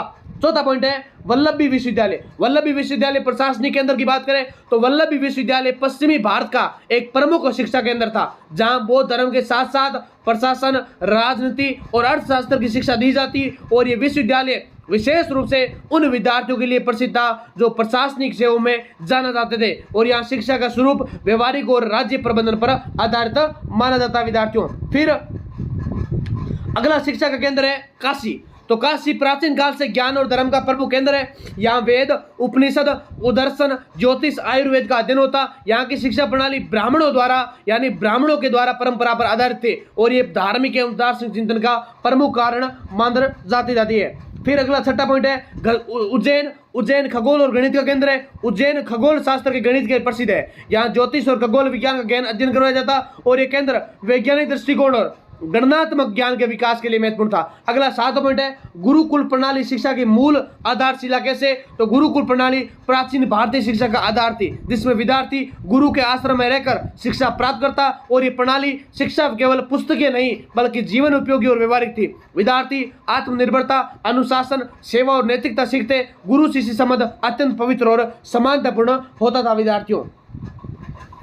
अगला नेक्स्ट क्वेश्चन है रामायण एवं महाभारत के बारे में वर्णन करते हुए सांस्कृतिक महत्व का विश्लेषण कीजिए। विद्यार्थियों, भारतीय संस्कृति के विकास में प्राचीन साहित्य का अत्यंत महत्वपूर्ण योगदान रहा, जिसमें महाकाव्य परंपरा विशेष रूप से उल्लेखनीय है। क्योंकि ये जो दो बात कर रहे हैं हम रामायण और महाभारत की, ये भारत के नहीं बल्कि विश्व के एक ऐसे महाकाव्य है जिनका उल्लेख बहुत महत्वपूर्ण है। विद्यार्थियों, इस परंपरा के अंतर्गत रामायण और महाभारत दो ऐसे महान ग्रंथ हैं जिन्होंने न केवल धार्मिक और साहित्यिक दृष्टि से बल्कि सामाजिक, नैतिक और राजनीतिक और सांस्कृतिक जीवन को गहराई के साथ प्रभावित किया। ये दोनों महाकाव्य भारतीय जनजीवन के हर स्तर पर इतने गहराई से समाहित है इन्हें भारतीय संस्कृति की आत्मा और आधारशिला कहा जाता है। रामायण और महाभारत केवल कथात्मक ग्रंथ नहीं है, बल्कि यह जीवन दर्शन, नैतिक मूल्यों, कर्तव्य बोध और मानव व्यवहार के व्यापक मार्गदर्शक माने जाते हैं। जहां रामायण आदर्श जीवन और मर्यादा का चित्रण प्रस्तुत करती है, वहीं महाभारत जीवन की जटिलताओं, संघर्षों और नैतिक द्वंद्वों का यथार्थ चित्रण करता है। इस प्रकार दोनों महाकाव्य मिलकर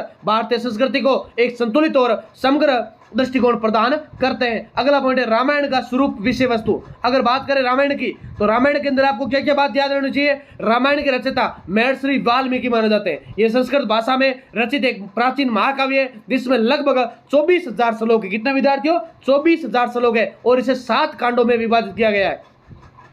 रामायण का मुख्य विषय अयोध्या के राजा दशरथ के पुत्र राम के जीवन और उनके वनवास, सीता हरण, रावण वध के माध्यम से धर्म की स्थापना का वर्णन है। इस महाकाव्य का मूल उद्देश्य यह केवल कथा कहना नहीं, बल्कि आदर्श जीवन की स्थापना करना है। राम को मर्यादा पुरुषोत्तम राम के रूप में, भगवान के रूप में प्रस्तुत किया जाता है, जो हर परिस्थिति में धर्म और कर्तव्य का पालन करते हैं। रामायण में पारिवारिक संबंधों का अत्यंत सुंदर चित्रण मिलता है, यानी राम का अपने पिता के प्रति आज्ञा पालन। यानी आज्ञा पालन कैसे? हमने छोटे वाले क्वेश्चन में देखा था कि राम जी को जब 14 वर्ष का वनवास मिलता है तो राम जी हंसकर उसको पालन कर लेते हैं। भाइयों के बीच प्रेम होता है, त्याग होता है। यानी लक्ष्मण की बात करें तो लक्ष्मण राम जी के प्रति इतने प्रेम है कि वो साथ में उस संघर्ष के वनवास में चले जाते हैं। और अगर शत्रुघ्न की, अगर हम किसकी बात करें, हम भरत जी की बात करें, तो भरत जी अपना राज्य छोड़ देते हैं, यानी उस राज सिंहासन मिल जाता है भरत जी को, लेकिन वो फिर भी स्वीकार नहीं करते। वो खड़ा रखकर अपने आगे क्या करते हैं, देश का शासन है, वो अयोध्या का शासन है, वहीं बैठकर बाहर चलाते हैं, यानी राज्य के बाहर बैठकर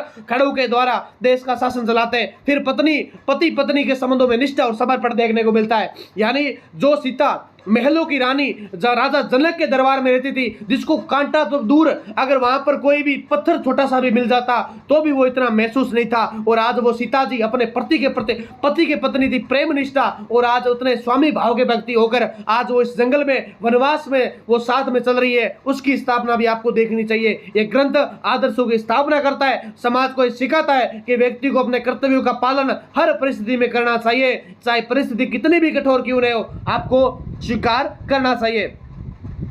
फिर महाभारत का स्वरूप एवं विषय वस्तु की बात करें तो महाभारत के रचयिता महर्षि वेद व्यास जी माने जाते हैं। कौन है? महर्षि वेद व्यास जी माने जाते हैं। और ये विश्व का सबसे विशाल महाकाव्य, जिसमें लगभग 1 लाख श्लोक माने जाते हैं और इसे 18 पर्वों में विभाजित किया गया था। विद्यार्थियों, महाभारत का मुख्य विषय कौरवों और पांडवों के बीच हुआ कुरुक्षेत्र का महान युद्ध है, लेकिन इसकी विषय वस्तु इससे कहीं अधिक व्यापक है। इसमें धर्म, राजनीति, समाज, नैतिकता, न्याय, युद्ध नीति और जीवन के विविध पहलुओं का गहन अध्ययन किया गया है। महाभारत का सबसे महत्वपूर्ण भाग भागवत गीता है, श्रीमद् भागवत गीता, जिसके अंदर कृष्ण द्वारा अर्जुन को क्या दिया गया है? उपदेश दिए गए, चाहे वो कर्म के आधार पर है, चाहे वो धर्म के आधार पर है, चाहे मोक्ष के उपदेश है, वो सब दिए गए।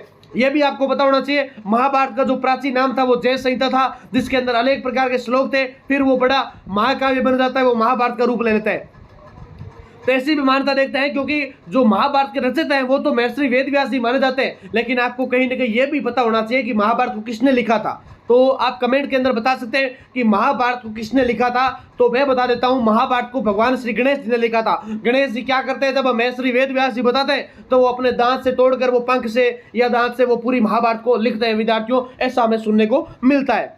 फिर बात करें अगर नेक्स्ट पॉइंट की, तो अगला पॉइंट आपके लिए कि महाभारत जीवन की जटिलताओं को उजागर करता है, जहां धर्म और अधर्म के बीच स्पष्ट रेखा नहीं होती, बल्कि परिस्थितियों के अनुसार निर्णय लेने की आवश्यकता मानी जाती है।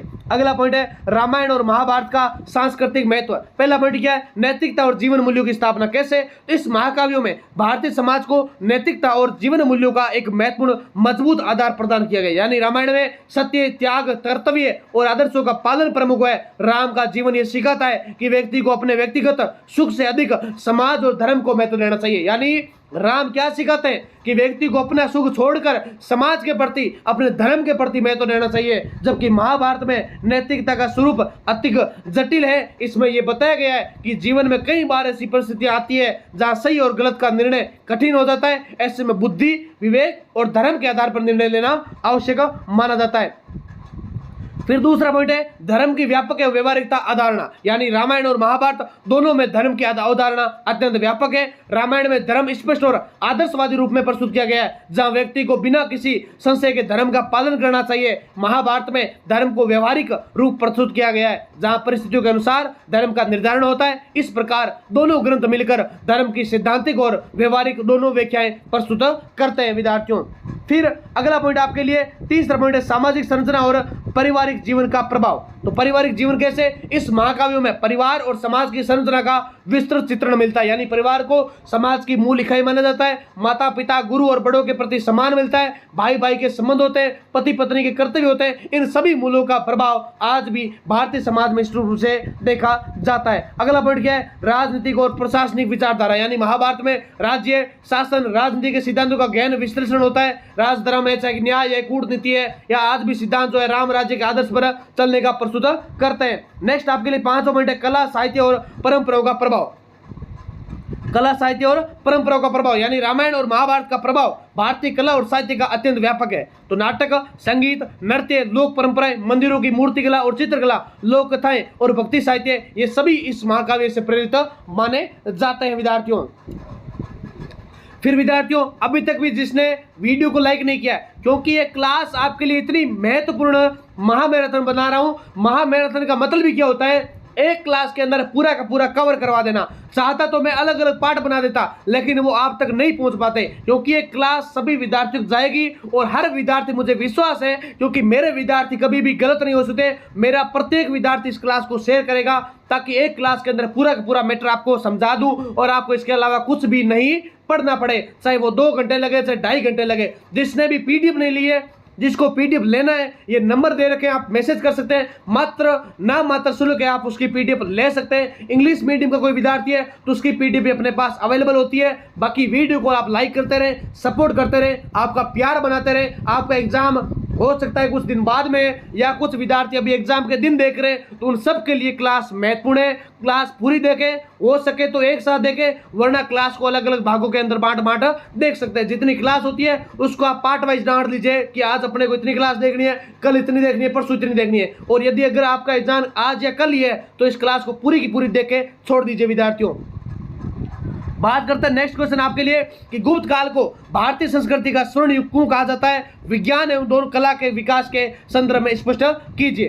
तो विद्यार्थियों गुप्त काल लगभग 4वीं से 6वीं शताब्दी ईस्वी को भारतीय इतिहास में स्वर्ण युग माना जाता है, क्योंकि इस काल में राजनीतिक स्थिरता, आर्थिक समृद्धि, सामाजिक संतुलन और विशेष रूप से विज्ञान, साहित्य और कला के क्षेत्र में अद्भुत प्रगति हुई थी। गुप्त साम्राज्य के शासकों विशेषकर चंद्रगुप्त प्रथम, समुद्रगुप्त, चंद्रगुप्त द्वितीय, विक्रमादित्य और कुमारगुप्त ने एक सुदृढ़ और व्यापक साम्राज्य की स्थापना की थी, जिससे देश में शांति और सुव्यवस्था बनी रही। ये इसी अनुकूल परिस्थितियों या संस्कृतियां उन्नत की आधारशिला बन गई थी। फिर गुप्त काल की सबसे महत्वपूर्ण विशेषता इसका सांस्कृतिक उत्कर्ष है, जिसमें विज्ञान और कला दोनों क्षेत्रों में उल्लेखनीय उपलब्धियां प्राप्त हुई थी। विज्ञान के क्षेत्र में इस युग ने विश्व के ऐसे महान विद्वान दिए जिनकी खोजों ने केवल भारत बल्कि आर्थिक विश्व को प्रभावित किया था। गणित और खगोल शास्त्र में आर्यभट्ट का नाम अत्यंत महत्वपूर्ण है। उसकी प्रसिद्ध कृति आर्यभट्ट ने उन्होंने शून्य और दशमलव प्रणाली के रूप में सिद्धांतों को स्पष्ट किया था। उन्होंने पृथ्वी के अपने अक्ष पर घूमने का सिद्धांत भी दिया। यह सब हम पढ़ चुके हैं, किसमें,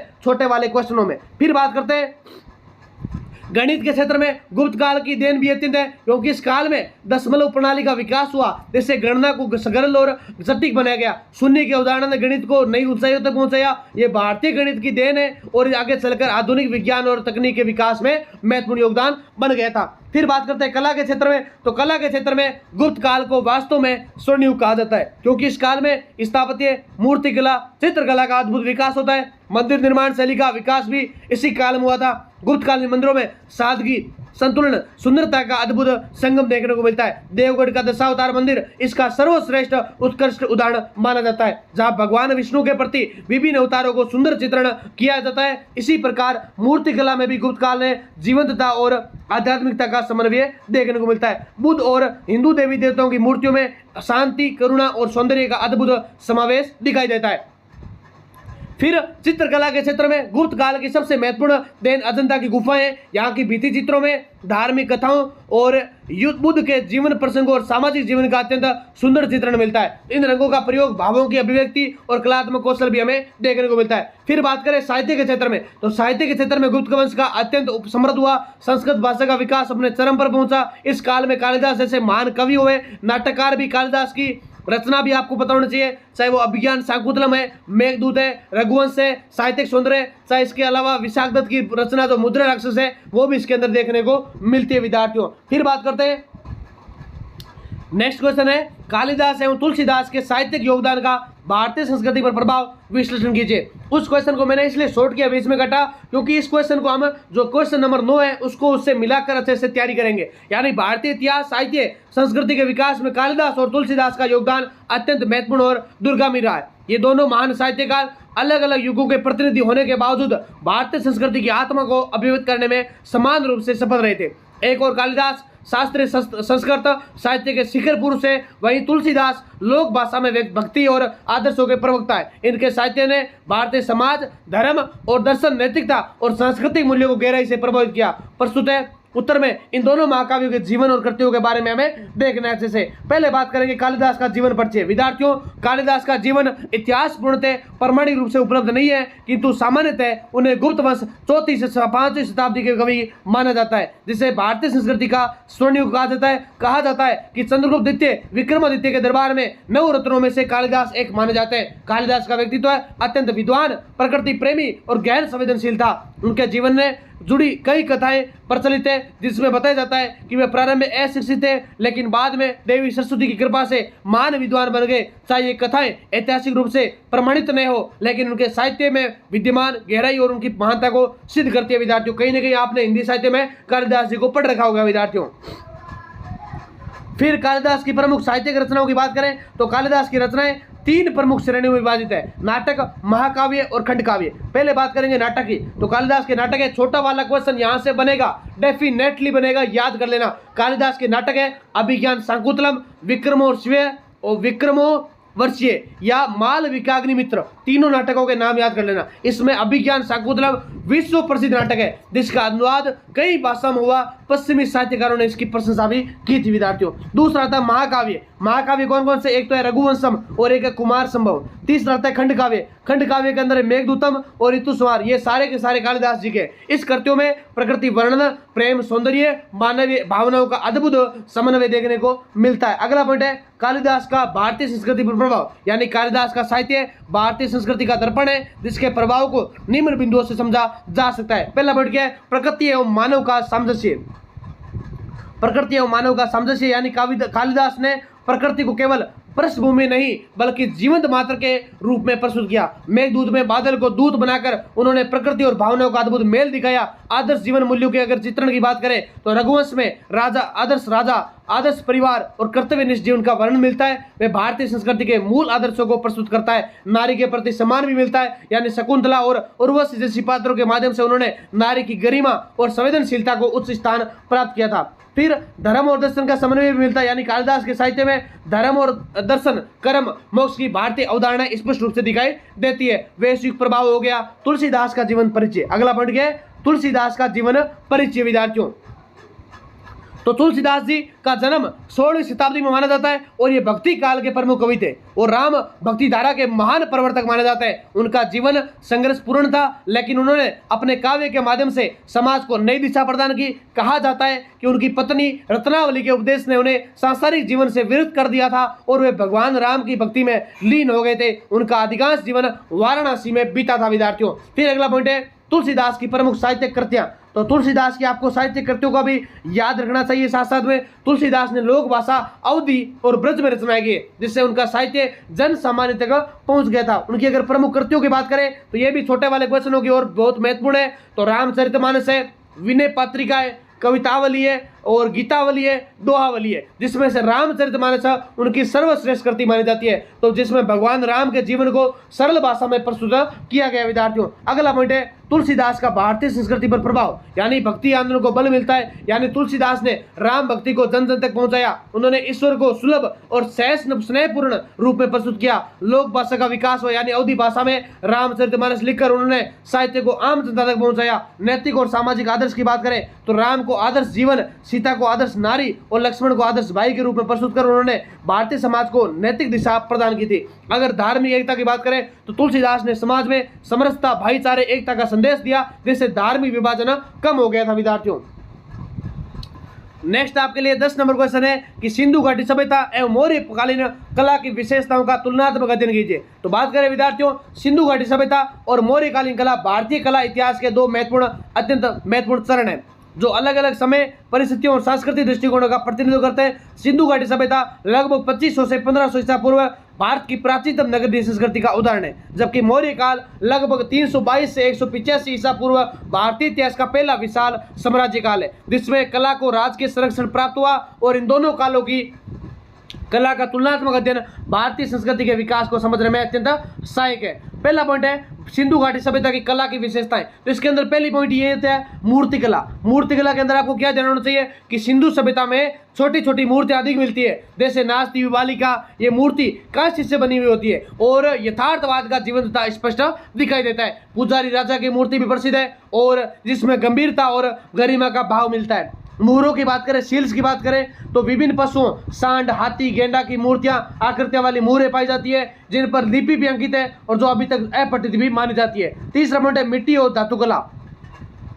तो मिट्टी के बेलन हो गए, खिलौने हो गए, आभूषण हो गए, अत्यंत सुंदर और उपयोगी है। धातु कला में कांस्य और तांबे का प्रयोग देखने को मिलता है। स्थापत्य कला की बात करें तो नगर नियोजन अत्यंत उन्नत अवस्था में था। सड़कों का जाल, जल निकास प्रणाली, पक्के मकान, मोहनजोदड़ो, हड़प्पा उसके प्रमुख उदाहरण है। कला का उद्देश्य, कला मुख्यतः दैनिक जीवन और उपयोगिता से जुड़ी हुई थी, यानी धार्मिकता का प्रभाव सीमित रूप से दिखाई देता है। मौर्यकालीन कला की विशेषताओं की बात करें तो मौर्य काल में कला का विकास राजकीय संरक्षण में प्राप्त हुआ, विशेषकर अशोक के स्तंभ में उसकी प्रमुख विशेषताएं, जैसे स्तंभ निर्माण। इसके अंदर आपको अशोक है स्तंभ निर्माण मौर्य कला की पहचान है। अशोक स्तंभ अत्यंत चिकने, चमकदार और एकास्म एक पत्थर से बने हुए पाए जाते हैं। सारनाथ का सिंह स्तंभ भारत का राष्ट्रीय प्रतीक भी माना गया है। शिल्प काल और मूर्ति कला की बात करें तो मौर्य काल में पत्थर की विशाल मूर्तियां बनी हुई है।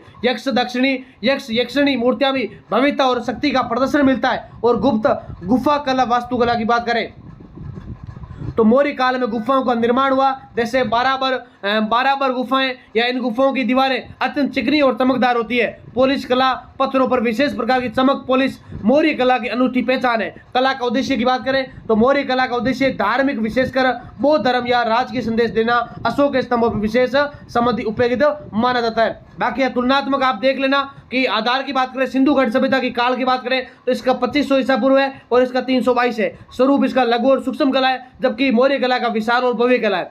सामग्री मिट्टी, कांस्य, तांबा, जबकि मौर्य कला में पत्थर, विशेष रूप से चूना पत्थर। स्थापत्य बात करें सिंधु घाटी में नगर नियोजन उन्नत है, जबकि यहाँ पर स्तंभ, गुफाएं, महल उन्नत है। मूर्ति कला की बात करें तो सिंधु घाटी सभ्यता में क्या हुआ था, छोटी मूर्ति यथार्थवादी, जबकि यहाँ पर बड़ी मूर्तियां प्रभावशाली मानी जाती। विद्यार्थियों, एक 11 नंबर क्वेश्चन है, गांधार एवं मथुरा कला के बारे में वर्णन करते हुए उसकी शैलियों का तुलनात्मक अध्ययन कीजिए। तो इस क्वेश्चन को हम शॉर्टली समझेंगे। तो अगर गांधार कला की बात करें तो गांधार कला का सीधा परिचय यहाँ से देखेंगे कि गांधार कला का विकास उत्तर पश्चिमी भारत, आज का जो पाकिस्तान और अफगानिस्तान क्षेत्र, मैंने वैसे छोटा वाला क्वेश्चन दोनों अलग अलग करवा दिया है, लेकिन फिर भी थोड़ा सा इस क्वेश्चन को देख लेते हैं। इसका प्रमुख केंद्र तक्षशिला और पेशावर था। यह कला शैली यूनानी, ग्रीक और रोमन प्रभाव से अत्यधिक प्रभावित थी, इसलिए इसे ग्रीको बौद्ध कला भी कहा जाता है। गांधार कला की प्रमुख विशेषताओं की बात करें तो विदेशी प्रभाव, इसमें यूनानी और रोमन कला का विस्पष्ट प्रभाव दिखाई देता है। मूर्तियों में यथार्थवाद, शरीर की बनावट और वस्त्रों की सिलवटें अत्यंत सजीव मानी जाती है। बुद्ध की मूर्तियां भी देखने को मिलती है। बुद्ध की मूर्तियां पहली बार बुद्ध को मानव रूप में प्रस्तुत किया गया। बुद्ध की मूर्तियों में लंबे चेहरे, घुंघरे बाल और गंभीर भाव देखने को मिलते हैं। वस्त्र शैली, मूर्तियों में भारी वस्त्र, टोगा शैली दिखाए गए जो यूनानी प्रभाव को दर्शाते हैं। सामग्री, ये धूसर, ग्रे धूसर और पत्थर और स्टोक को चूना पत्थर का उपयोग किया गया है। यथार्थवाद है तो शरीर के अंगों का चित्रण मांसपेशियों का स्पष्ट आधार मिलता है। मथुरा कला के परिचय की बात करें तो मथुरा कला का विकास उत्तर भारत के मथुरा क्षेत्र में हुआ था। ये पूरी तरह से भारतीय परंपराओं पर आधारित कला है और इनका विकास शुंग, कुषाण और गुप्त काल में माना जाता है। फिर मथुरा कला की प्रमुख विशेषताएं। विद्यार्थियों देखो, आपके लिए कंटिन्यू 2 घंटे से बोल रहा हूं, तो आपको देखो सपोर्ट करने का दायित्व बनता है। आप जितने विद्यार्थी क्लास को देख रहे हैं, चाहे आपने पहले देख लिया, दोबारा देख रहे विद्यार्थी, एक बार लाइक जरूर कर देना और चैनल को सब्सक्राइब जरूर कर देना। हमारा बस इतना ही आपके लिए सहयोग है। हम आपके लिए इतनी मेहनत से, आपके लिए इतने घंटे निकाल कर आपके लिए क्लास लगा रहे, बस आपसे क्या मांग रहे हैं, ओनली फॉर आप वीडियो को लाइक करें ताकि हर विद्यार्थी की क्लास पहुंचे और हमें मोटिवेशन मिले कि हमारे विद्यार्थी हमें सपोर्ट करते हैं। और कमेंट के अंदर बताएं कि आपको कैसी क्लास लग रही है, क्लास से कितना बेनिफिट हो रहा है। पेपर के बाद में भी बताएं कि आपका इस पेपर के प्रति या इस क्लास से आपका कितना % फायदा हुआ, ये भी आप बता सकते हैं विद्यार्थियों। फिर युद्ध बुद्ध एवं अन्य देवताओं की मूर्तियों की बात करें तो बुद्ध जैन तीर्थंकरों और हिंदू देवताओं की मूर्तियां बनेगी। मूर्तियों में आध्यात्मिकता और शांति का भाव अधिक देखने को मिलता है विद्यार्थियों। फिर तीसरा पॉइंट इसका है कि वस्त्र शैली, यानी मूर्तियों में हल्के वस्त्र, शरीर से चिपके हुए कई बार वस्त्र अदृश्य प्रतीत होते हैं। सामग्री लाल बलुआ पत्थर है या प्रयोग हो गए। प्रतीकात्मक की बात करें तो मूर्तियों में यथार्थ से अधिक आध्यात्मिकता और आदर्शवाद झलकता है। बाकी ये सारणी आप विद्यार्थियों अच्छे से PDF जिनको ले रखी है वो आप अच्छे से देख लेना। हम चलते हैं अगले क्वेश्चन की ओर। 12 नंबर क्वेश्चन है, दिल्ली सल्तनत एवं मुगल कालीन स्थापत्य कला की विशेषताओं का वर्णन करते हुए प्रमुख स्मारकों का उल्लेख कीजिए। तो भारतीय स्थापत्य कला का मध्यकालीन चरण विशेष रूप से दिल्ली सल्तनत और मुगल काल के दौरान अत्यंत समृद्ध और विकसित हुआ था। इन दोनों कलाओं में वास्तुकला ने केवल तकनीकी और सौंदर्य की दृष्टि से नई ऊंचाइयों प्राप्त की थी, बल्कि भारतीय फारसी और तुर्की और इस्लामी परंपराओं के समन्वय से एक विशिष्ट इंडो इस्लामिक शैली का निर्माण हुआ था। प्रस्तुत उत्तर में इन दोनों कालों की स्थापत्य कलाओं की विशेषताओं का हम वर्णन करने वाले हैं। पहला पॉइंट क्या है, दिल्ली सल्तनत कालीन स्थापत्य कला। जिसकी अगर ऐतिहासिक दृष्टिभूमि की बात करें,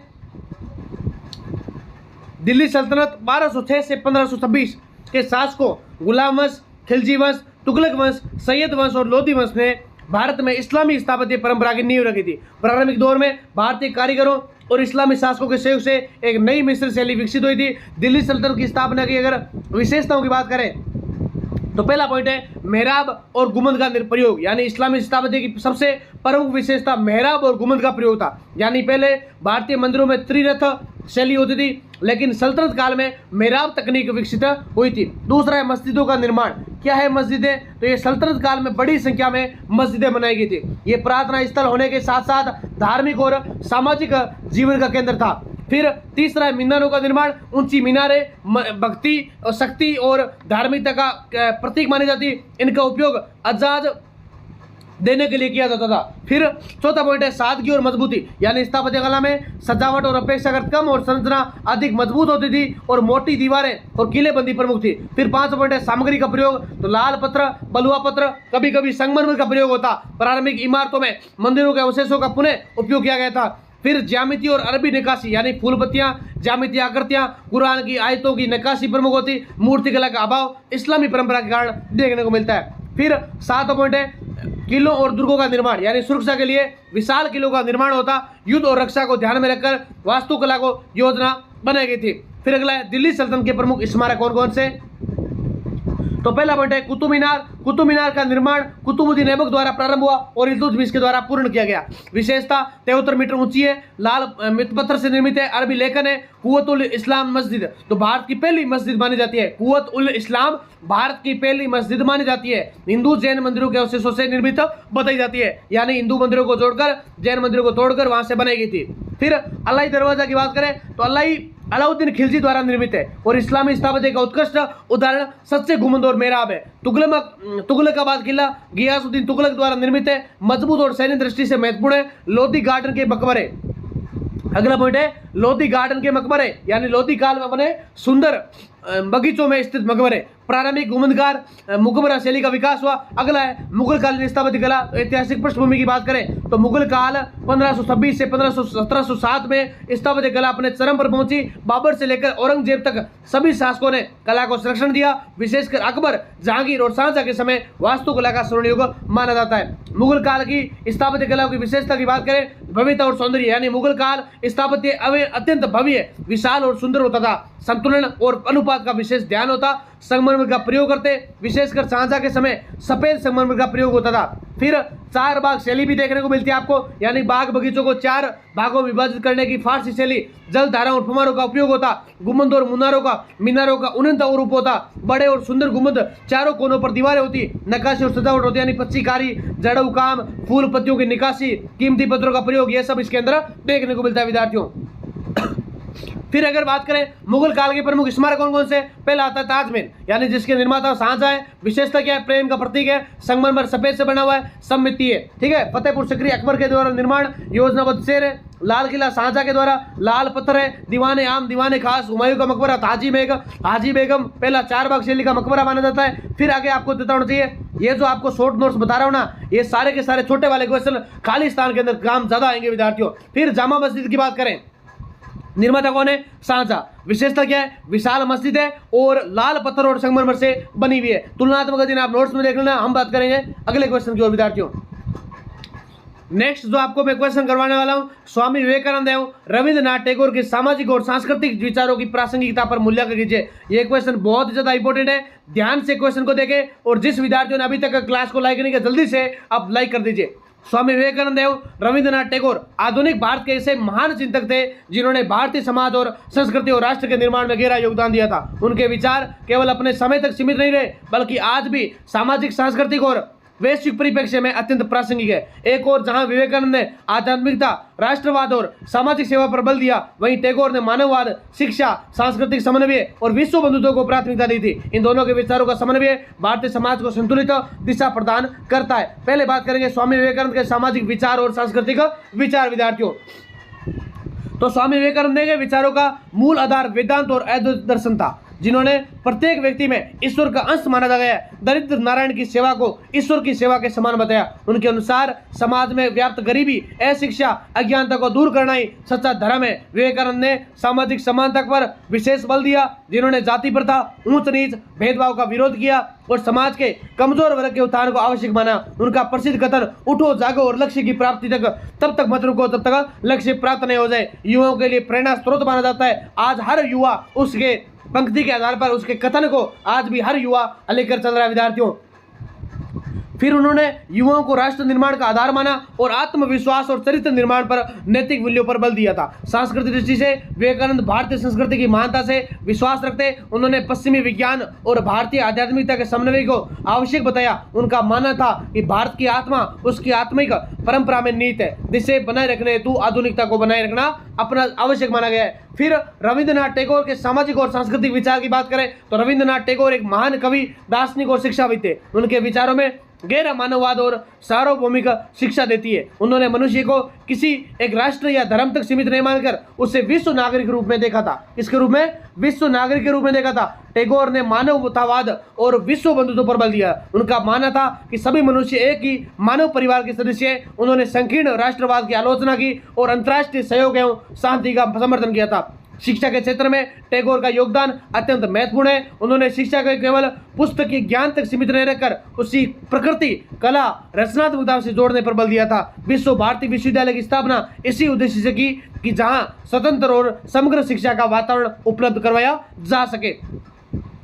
फिर सांस्कृतिक रूप से टैगोर ने भारतीय परंपरा और पश्चिमी विचारों का समन्वय को बढ़ावा दिया था। उन्होंने साहित्य, संगीत और कला, नृत्य के माध्यम से भारतीय संस्कृति को विश्व स्तर पर पहचान दिलाई। उनकी रचनाओं में प्रकृति, प्रेम, मानवता और आध्यात्मिकता की झलक देखने को मिलती है। दोनों विचारकों के विचारों की प्रासंगिकता की बात करें तो पहला पॉइंट आता है सामाजिक समरसता और समानता, यानी आज के समाज में जातिवाद, भेदभाव, असमानता जैसी समस्याएं अभी भी विद्यमान है। ऐसे में विवेकानंद का समानता और सेवा का सिद्धांत अत्यंत प्रासंगिक है। वहीं टैगोर का मानवतावाद समाज में भाईचारे और एकता को मजबूत करता है। दूसरा पॉइंट है शिक्षा का महत्व। वर्तमान समय में शिक्षा केवल रोजगार प्राप्ति का माध्यम बनती जा रही है। विवेकानंद ने चरित्र निर्माण और आत्मनिर्भरता पर बल दिया, जबकि टैगोर ने रचनात्मकता और समग्र शिक्षा की वकालत की। नई शिक्षा नीति एनईपी में इन विचारों की झलक दिखाई देती है। तीसरा पॉइंट है सांस्कृतिक समन्वय, यानी वैश्वीकरण के इस युग में विभिन्न संस्कृतियों के बीच टकराव की स्थिति उत्पन्न हो जाती है। विवेकानंद और टैगोर दोनों ने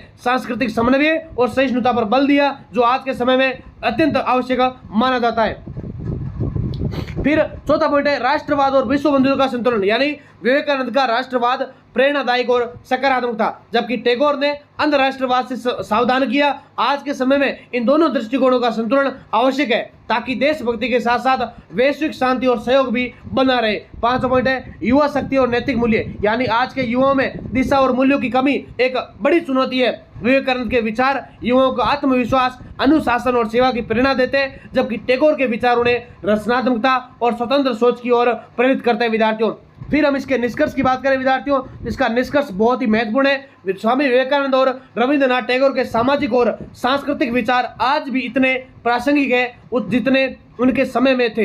विवेकानंद ने जहां समाज को आत्मबल, सेवा और राष्ट्र निर्माण की दिशा दी थी, वहीं टैगोर ने मानवता, शिक्षा और सांस्कृतिक समन्वय का मार्ग दिखाया था। वर्तमान समय में जब समाज अनेक चुनौतियों का सामना कर रहा था, जैसे असमानता, सांस्कृतिक संघर्ष, नैतिक पतन और वैश्विक अस्थिरता, तब इन दोनों महान चिंतकों के विचार मार्गदर्शक के रूप में कार्य करते थे। इनका समन्वित दृष्टिकोण एक ऐसे समाज के निर्माण में सहायक हो सकता है जो न केवल प्रगतिशील हो बल्कि मानवीय मूल्यों से भी परिपूर्ण होने वाला माना जाता है। विद्यार्थियों,